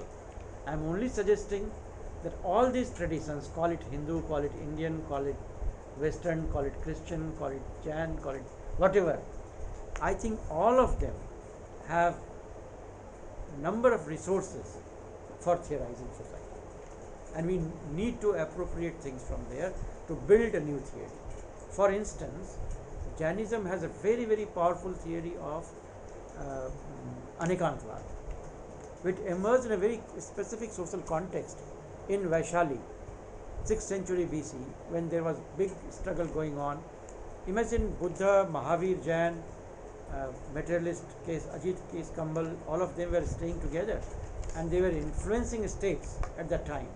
So big struggle was going on there intellectually, and in the middle of that, Jainism gave a theory that look, all of us could be true, but only partially true. So therefore we must come back to debate. We must debate about the larger truth. That is what Gandhi adopted for theorizing Satyagraha. So I think these resources could be used by human beings in different stages for developing their own understanding, theory and political movement. That's my idea. Basically, telling these resources can be used as alternative universals for. Yes, all universal, while challenging the universals, we can use those resources. That's my argument, not Hinduism, Hindu social theory. In fact, I'm totally opposed to this, any ethnocentric social theory. We human beings will have to strive for universals, no particulars. But universals have to be constantly emerging. Right, it should not be static. That's it. Yes, welcome to And Gopal. last one. Oh, sorry, Amrita, you want to ask? Yeah, Gopal. Can I ask? Yes. So, sir, you a lot of focus on about the philosophy, religion, and Marx. These are your, I think, if I'm not wrong, this is your core philosophy and Quran. So, what is the relationship between culture, poverty, and the religion? Because I was seeing like in the current scenario, the current politician, and you all know about the protests going on, the wrestlers and some other like Manipur. Sir already gave an example of Manipur and some other parts of area. So how do we relate this culture, poverty, and a relation of philosophy and religion? Can you elaborate this thing? Because the role of religion is very big in this scenario. Like I give the example of the BJP leader, like Bhushan Saran Singh. He tried to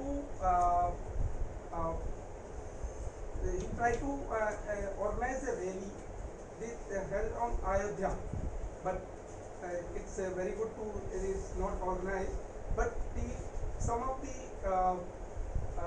religious practitioners, they are coming to support the Bhushan Saran Singh, and people know about these things, about the Poxo Act and some other thing is going on this people. Got it, yeah. So can you elaborate? Yes, sure. Just one. You're finished? One more. Well, the last round we'll take one or two. Is that okay? Yeah, I'm fine for as many as you want. Yes. It's already half past one. Yes. Most of them are going to miss their lunches. Yes. So Sir, Rajat and Sir, I am Yogendra. Okay. As you said, you are not talking about this post. You will not categorize yourself as a post-colonial or something like that. And you will talk about universalization. But even then, when we see all the discussion in practicality, it always seems like all the discourses that are related to Gandhi in this Indian sociological discourse, we don't see Ambedkar as an academician. He was a trained anthropologist, but in the discourse we don't see him as a anthropologist, as an economist. Even there are discourses like he was not a trained historian. So this is common phenomena when we encounter with a powerful entity, then we get recognition. So if we are hitting the ethnocentrism, so we can get recognition. But when we talk about universalism, we don't find these discourses, including the the philosophical thinkings about this Hindu philosophy or Buddhist philosophy, what Ambedkar thought about all these things, but we can include what Gandhi thought about, even he was not an academician.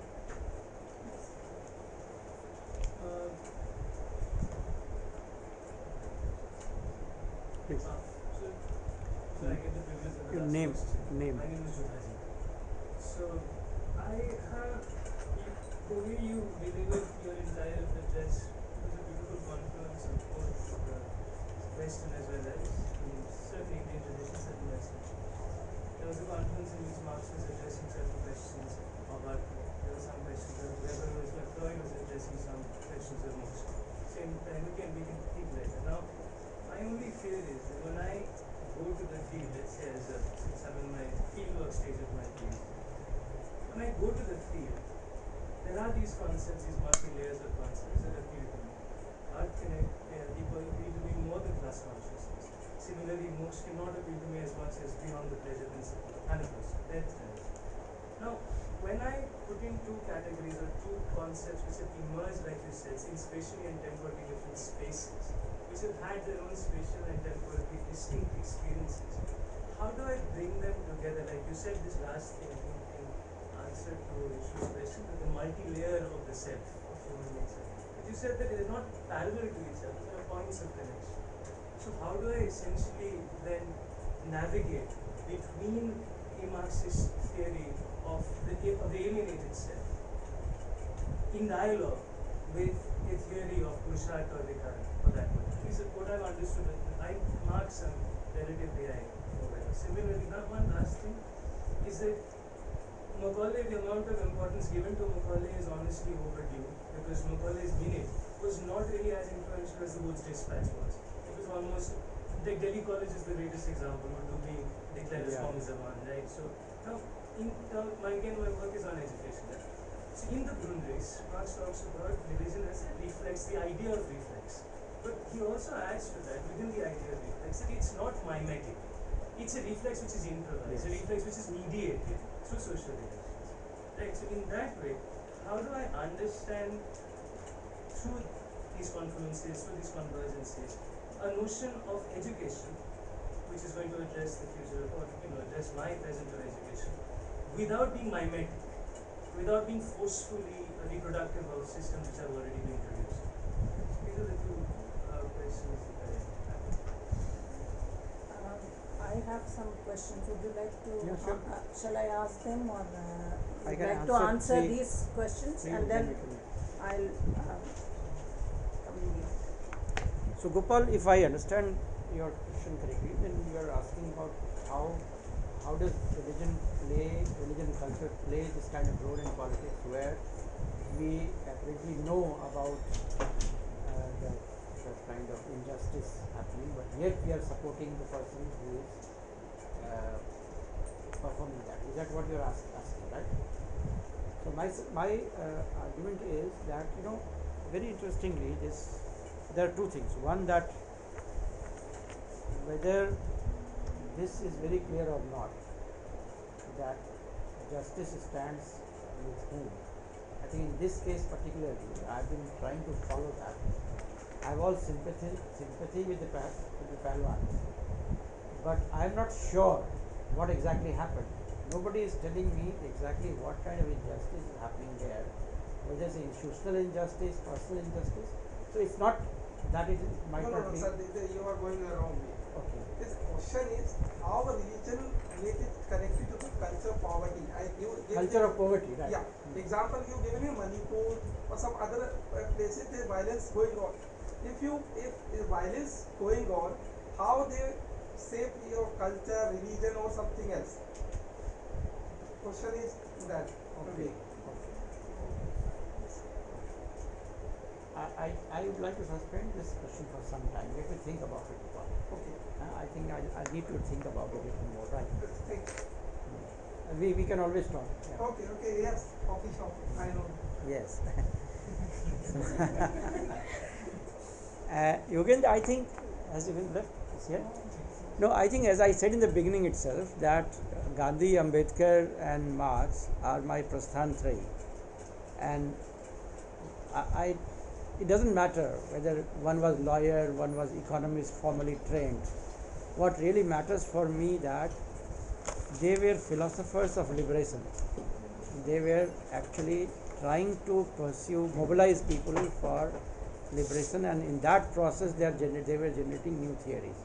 I'm not sure if Ambedkar, whatever he achieved as a philosopher, was due to his training in anthropology or economist. I'm not sure of that. I think it was much more than that. The experience, the rich experience that these people had was best teachers for them probably, and therefore they could theorize very important things. For instance, Ambedkar's article Marx or Buddha is a path-breaking article at that stage. The questions that he was raising was questioning the duality actually, and therefore not to consider Ambedkar as a theoretician or as a philosopher is a crime that we have committed as academicians. In fact, what we have done, that's one of the problems, that our modern universities in India, what we have done is all the gains that we had during the freedom struggle in terms of production of knowledge, in terms of experimentation with new institutions, we mostly abandoned them. Why did we abandon them? I don't know. For instance, in education itself, there are so many interesting experiments. Most of them were reduced to some sarkari support thing gradually. The only two experiments survive, I guess. One was Tagore and other one was Vivekananda, the school and all that. That too gradually are reduced to sarkari universities, sarkari thing. I mean, Shantiniketan is no more Shantiniketan as it was, as it started. The very idea that the villager, there will be no boundary wall and the villagers will be part of the governing body of the university was a wonderful idea. The conflict that we have with Munirka would not have happened if you would have that concept here, and we would have transformed Munirka probably. There is a very enlightened community within the boundary wall, and just outside that wall we do not even know what is existing. So I think this mistake that we have committed as policy makers in India, that we did not really try to theorize or study even properly what they were doing. For long time in political science department did not teach Indian political thought. It started in 1980s when we were students. Before that there was no political science, no Indian political thought, because a lot of thinkers said that India doesn't have political theory, India doesn't have political philosophy. That was very common understanding. Bhikkhu Parekh even recently said, we have political philosophy, we have philosophy but not political philosophy, and we definitely don't have political theory. So I think this is the approach. That's why I think Ambedkar has not been taken seriously. For instance, on religion, the very formalism that there is a religion of principles and there is a religion of rules is actually a wonderful pioneering concept on the basis of which probably liberation theology started. But we did not take that theory of religion or theory of consciousness in Ambedkar. Somebody is talking about consciousness emerging out of desires of the body, somebody is talking about class consciousness, but social consciousness depending on the social organization of power is totally absent, which Ambedkar is trying to theorize. For instance, we studied Kautilya as a public administration thinker mostly.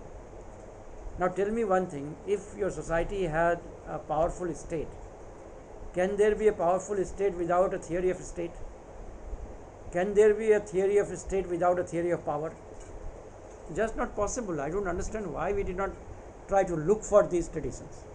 So that is the answer, I guess.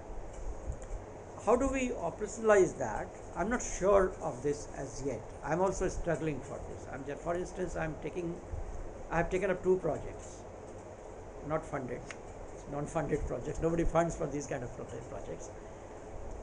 One is mapping knowledge and practice in India, and I'm traveling to villages, selected certain villages which I consider knowledge villages, and I'm trying to see how people there think. what kind of struggle, intellectual struggle they are facing. These villages are villages where for centuries one or the other Indian philosophical tradition have survived. And with the advent of modernity, there is a conflict in the minds of the people. So how do they manage that? What's happening? How do they think? How do they vote? How do they make political decisions? There I think these conceptual categories are helping me a lot. One village is in Assam, which is called, I don't know if you know about that. What is that village?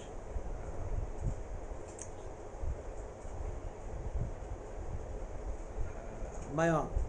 Mayong. I don't know if people know about Mayong. It's located in Marigaon, central. Yes, Nagaon district. That's So right, Nagaon. Mayong is a tantric village.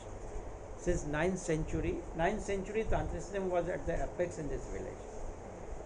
But the modern state treated that as a place of black magic. If you type Mayong in YouTube, you will see videos and videos on black magic of Mayong. They call it white magic. They say that it's a healing tradition. And the way the model that they have around 300 texts now in old Assamese on tantric tradition. So a lot of myths were created also, but now there are PhDs on that. At least 3 PhDs are there on this village.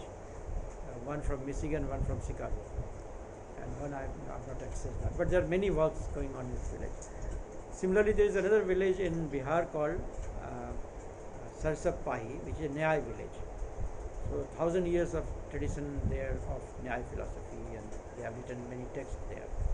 So when I'm doing my fieldwork there, I think what helps me is this kind of category. Otherwise, I will study that with the modernist categories, and what I'll say, I will then explore how this is myths that they are surviving with. But the way they solve their problems, the way they try to conceptualize the world, I think a lot of interesting dialogue is going on at the mental level. So probably that could be one way of looking at this. Education and I think we are habituated of mimicry. Somebody calls that intellectual mimicry that we are involved in. I fear that large number of social scientific work that we are doing in India may be put within the category of mimicry actually. So there are 3 kinds of works you will find. One is theory to theory movement, that you get 10 theories to produce 11th theory. Another is theory in search of reality, that you have a theoretical model, then you reach to the ground and use that model to understand the reality. Third, I think which we call creative theory is beginning with the reality, using all possible theories to explain that and creating new theories out of that. So our central point is explanation, or the explanatory capacity of that theory.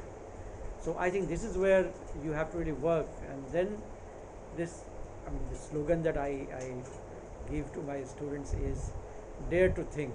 It's a Kantian statement, dare to think. I think thinking is the biggest problem. And I agree with Heidegger that thinking is not normal. So if our education system allows us to think, I remember your paper on Siddha medicine, where you argued that the authentication of knowledge in the modern system is done in the seminar room, where nobody is expert on that system. So you do a research in the field work, come here and present it to the experts. They don't know the system, they can only then examine your method. Whereas within the Siddha medicine, the test of the knowledge is with the person who is facing it. So we never go back to people with our own knowledge. So probably this mimicry will be less if we get feedback from the people with whom we have worked. And if it is transformative, if it is not only for producing a PhD, but also to transform something there, then probably this mimicry thing will be over from the social science. At the moment, social science is designed like that you are put behind the walls of JNU for 2 years to do a research in the library. So all the knowledge is there in the library, documented knowledge. That's it, the main resource. And then you go to the field for say months, 2 months, 3 months, that is it. Even in the West, this model has failed completely. They have adopted new models. I know John Harris, who lived there for 5 years to finish his PhD. So I think this field thing will have to be solved like that. Mimicry has to come out from the system. The system is based on that at the moment. If you go for a funding for a project, you know what they do? They have a checklist. Have you used these concepts or not? So have you used these thinkers or not? When your PhD will be evaluated, they will not start from the first page. They will start from the last page and see whether you have referred to Agamben or not. If not, then you are finished. So this is the model that we are working with, and that is why I am highly dissatisfied with this model. So I hope it answers some of the questions, but I am sure that a lot of things are still in making. Yeah, sorry. Thank you so much. I want very insightful talk, and discussion was as powerful and as insightful as the talk itself. The responses clarified and went beyond the propositions that you started with. So I really enjoyed it. I just want to say two things to corroborate or the way I see your project, and I have two questions as connected to the next stage of this work. First is the point about the labels like decoloniality, decolonization, post-colonial, etc., which I think all of I strongly agree that we should shed these identities. If you go to a conference abroad, they can only understand Edward Said as post-colonial scholar. If I say something on globalization, then they'll say, here is a post-colonial view. I'll say, I'm not post-colonial, I'm a sociologist, like you, and like you. And so there is a tendency to label and identify something as post-colonial, just as within here you say something is a Dalit discourse, and then everything else falls in place.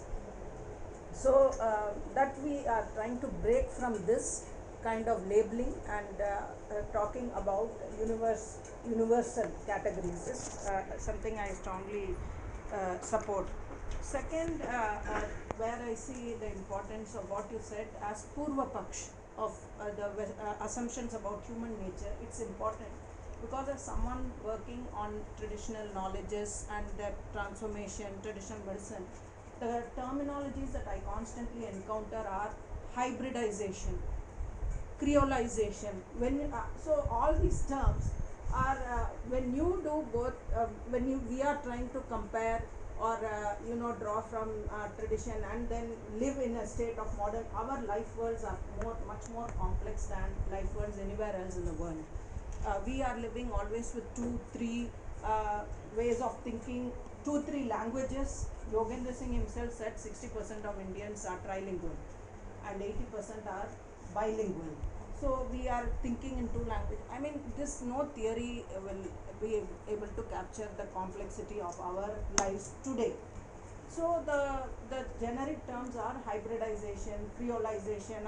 I'm constantly fighting with these kind of terms to be able to think of terms and concepts to understand our life world, how contradictory values can converge in our life world. So this model of saying Poorva Paksha and Uttar Paksha, that you will deal with other ways of thinking and then present what is the theory coming from this side is a valuable way of thinking with that comment, but it comes with its own, it could come with its own problems. One is you have clearly stated not just a critique, but this Poorva Paksha, Uttar Paksha model tells us that we'll take them seriously. We are not dismissing them. We'll draw and explain the same things in a better way using Purusharth and Vikar. That is so. And you have identified your text sources, etc. If someone who thinks that these texts or these concepts are not right, they can formulate another tradition or create a debate questioning the choice of these concepts. So this is this is not deterministic and can also be universalist. So and it has time and space and so on. So with this background and the strength of this presentation, I have 2 very fundamental queries. What you have presented as Purusharth and Vikar to me seems as principles. They are not theories. I am told by scholars on Indian medicine on traditional frame of understanding knowledge is that we have two or three categories when you talk of a knowledge system or an episteme. One is it has certain principles which are very broad and they don't change in every epoch. How do you look at something? Principles. Then theory, which is something more concrete and it talks about changing aspects of life. And third is vyavahar, which is your day-to-day practice or praxis. And so in medicine, they understand that principles remain somewhat similar. The theory has to change because the body changes, things are changing, and then the actual therapeutics will change more frequently. So in my this Purusharth and Vikar, in my view, seems closer to principles.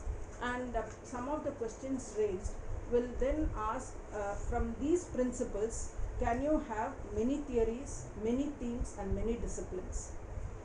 If we address that, and that was also one reason why, when the title you gave, I responded by saying, do you want to make it Indian intellectual tradition or traditions?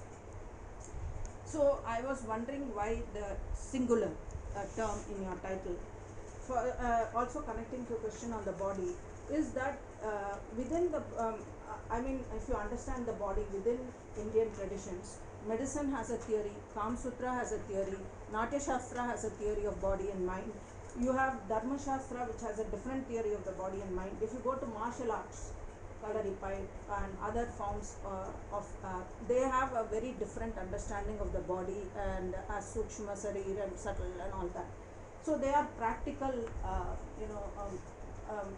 they are praxis of a different kind. And therefore, the frame that you are proposing, in my view, could give rise to many theories or many themes or many disciplines. And within which we can have look at Marxism or Donna Haraway or anybody in terms of it is possible within this frame of principles to have a more considered relationship with the Western schools of thought. That's my first question. And the second question is, what is the nature, will you be thinking or do you have some views on the nature of theorization itself? You said all Freud or all the Western thinkers had isolated one particular aspect of human nature and built a whole theory. And with having a more complicated understanding of human nature, we need different kinds of theories.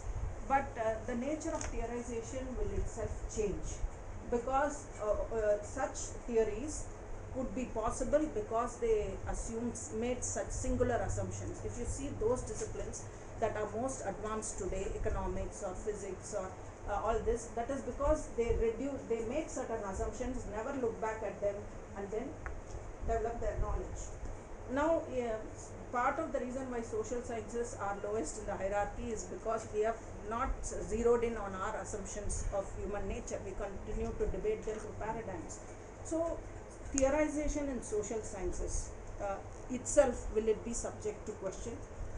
You said yours is a transformative, that gives us some clue that what you have in mind is not the assumptions or the fixations, but it is more the theories that make sense to the subjects who are of those theories, etc. So I get some clue, I know where you're coming from, but I'd like you to respond to these two questions now or even later.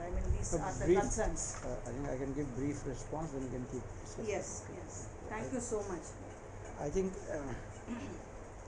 I agree with you entirely that this is these things could be principles, and on the basis of this, many theories could be built, many models could also be built.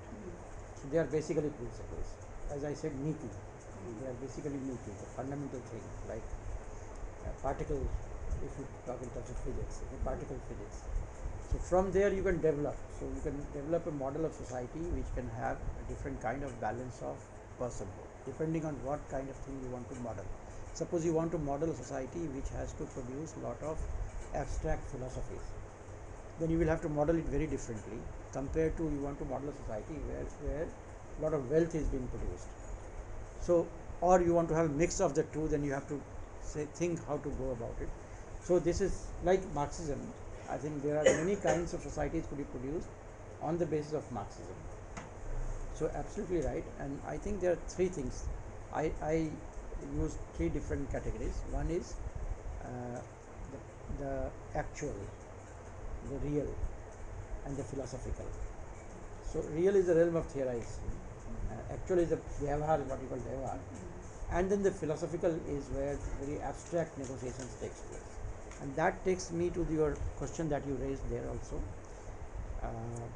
the plural versus singular thing on tradition.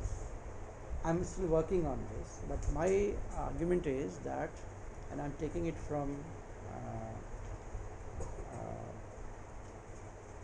Ramdhari Singh Dinkar. I don't know if you know about him. Dinkar was a very famous poet, and Nehru requested him to write a history of Indian civilization kind of thing, a text, which is called Sanskriti ke Char Adhyay. The model is very interesting. It's a Nehruvian model, but it has a very interesting clue to understand Indian intellectual tradition. So I take it from there, and I'm trying to develop this. Also, the second source of mine is, as I mentioned, a text called on consciousness, the ontology of the consciousness. What is it called? I forget the name of the text. Anyway, so the argument I'm saying, and third source is Tagore, when he is commenting on Ram Mohan Roy in one of the speeches. He says that knowledge traditions are like rivers. They keep flowing, and at times they are blocked. Somebody comes and cleans it up, and then it starts flowing again. So I extend this to the argument that Darashiko gives, Sangam, meeting of two oceans. His book is called Meeting of Two Oceans. So I see Indian intellectual tradition as a big river which is flowing, and many rivers are joining it in Sangam, then flowing together. The dialogue takes place, and that dialogue creates a new model, new thing, where it can't be separated again, but elements of them are available in this. And this I am tracing since 6th century BC. 6th century BC, as I mentioned, is a Vaishali, where these traditions are there, then big debate takes place, and then there is a flow. Each one of them gets influence, each one becomes creative and brings something new. Then comes the Greek involvement, the Greeks coming to India. Again there is a big debate, a lot of texts were exchanged, translated, debate takes place. Some changes here, some changes there. Changes here are not studied very well. For instance, I am told that Nyaya philosophy got influenced by Greek philosophy. There is a very interesting book by called Macville, Structures of Ancient Thought. He was an art historian, but while doing his art history, he has produced this wonderful book after 30 years of his exploration, and he says he tries to see how Indian and Greek societies were exchanging the knowledge and how they have influenced each other in what ways. So he thinks that pre-Alexander period, Indians were influencing Greek society in a big way. So Pythagoras and pre-Socratic philosophy was very much influenced by Indian philosophy, and it was mediated through Persia, where they used to meet. And medicine, the medicine and philosophy were together at that time, and so medicine was exported from India to Greek society, and that's how it went there. And Tantric philosophy. And then during the Alexander period, they came here and left a lot of intellectuals, and intellectual exchanges started. So this is his argument, which sounds very interesting to me. So that is second round of, say, Tagore calls it meditative flow, and I call it democratic negotiation that took place at that time. Then the third phase is the Gupta period.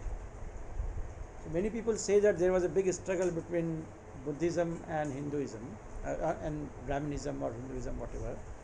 I think this was a very different kind of struggle. on the ground level, whatever was happening, but at the intellectual level, there was big debates going on. So Nalanda University was established during Gupta period, who was not influenced by Buddhism. He was not a Buddhist. Gupta period was not a Buddhist period. It's a very Hindu Brahminical period. So probably this debate was promoted and initiated, and there are texts now which have documented these debates in these universities. So that was another phase when Buddhist and Nyaya took place, debate took place, and there was a birth of what you call Navanyaya.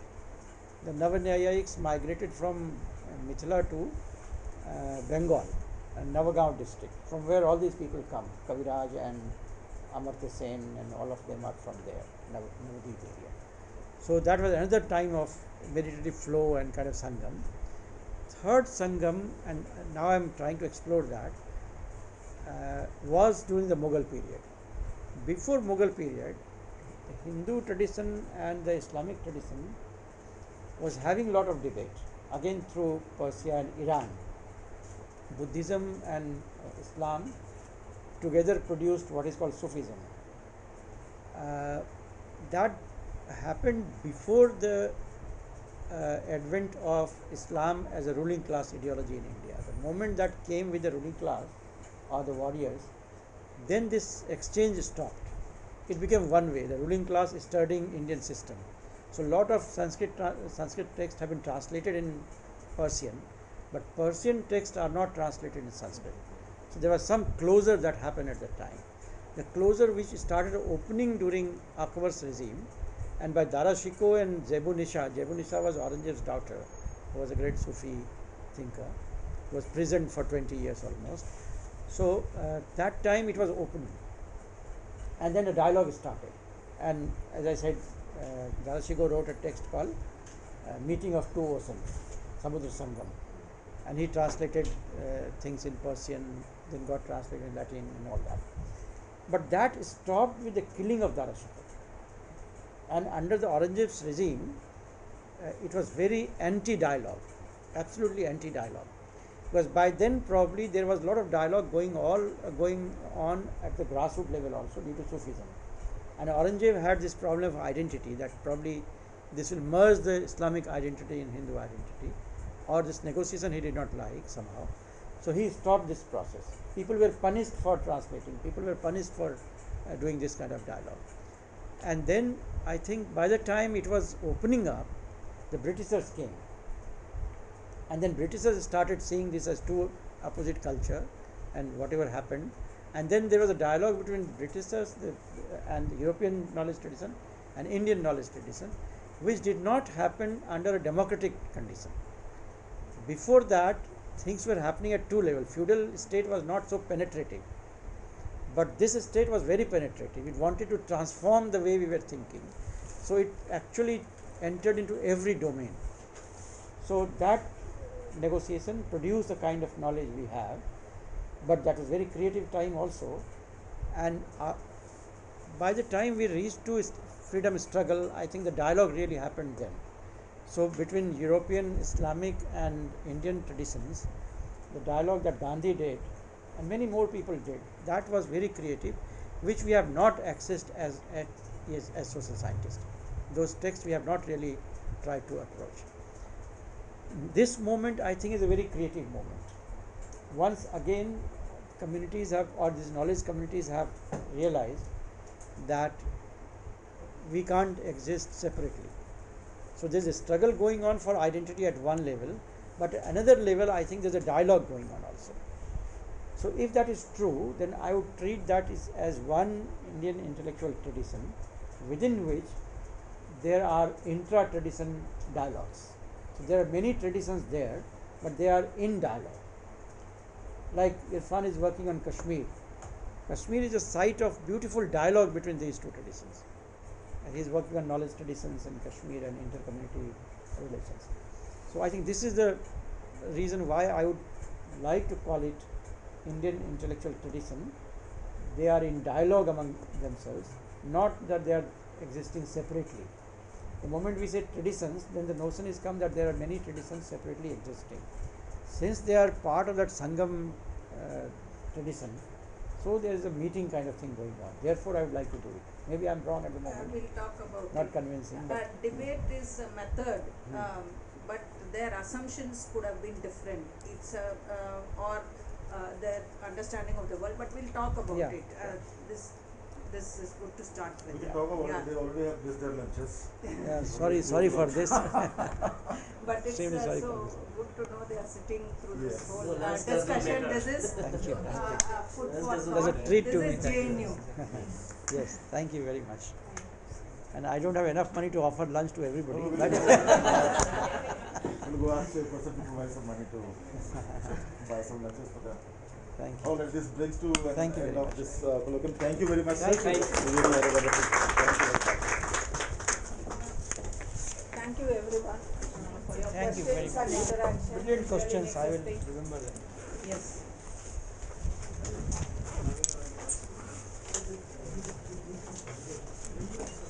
Within medicine, this whole thing between textual medicine and folk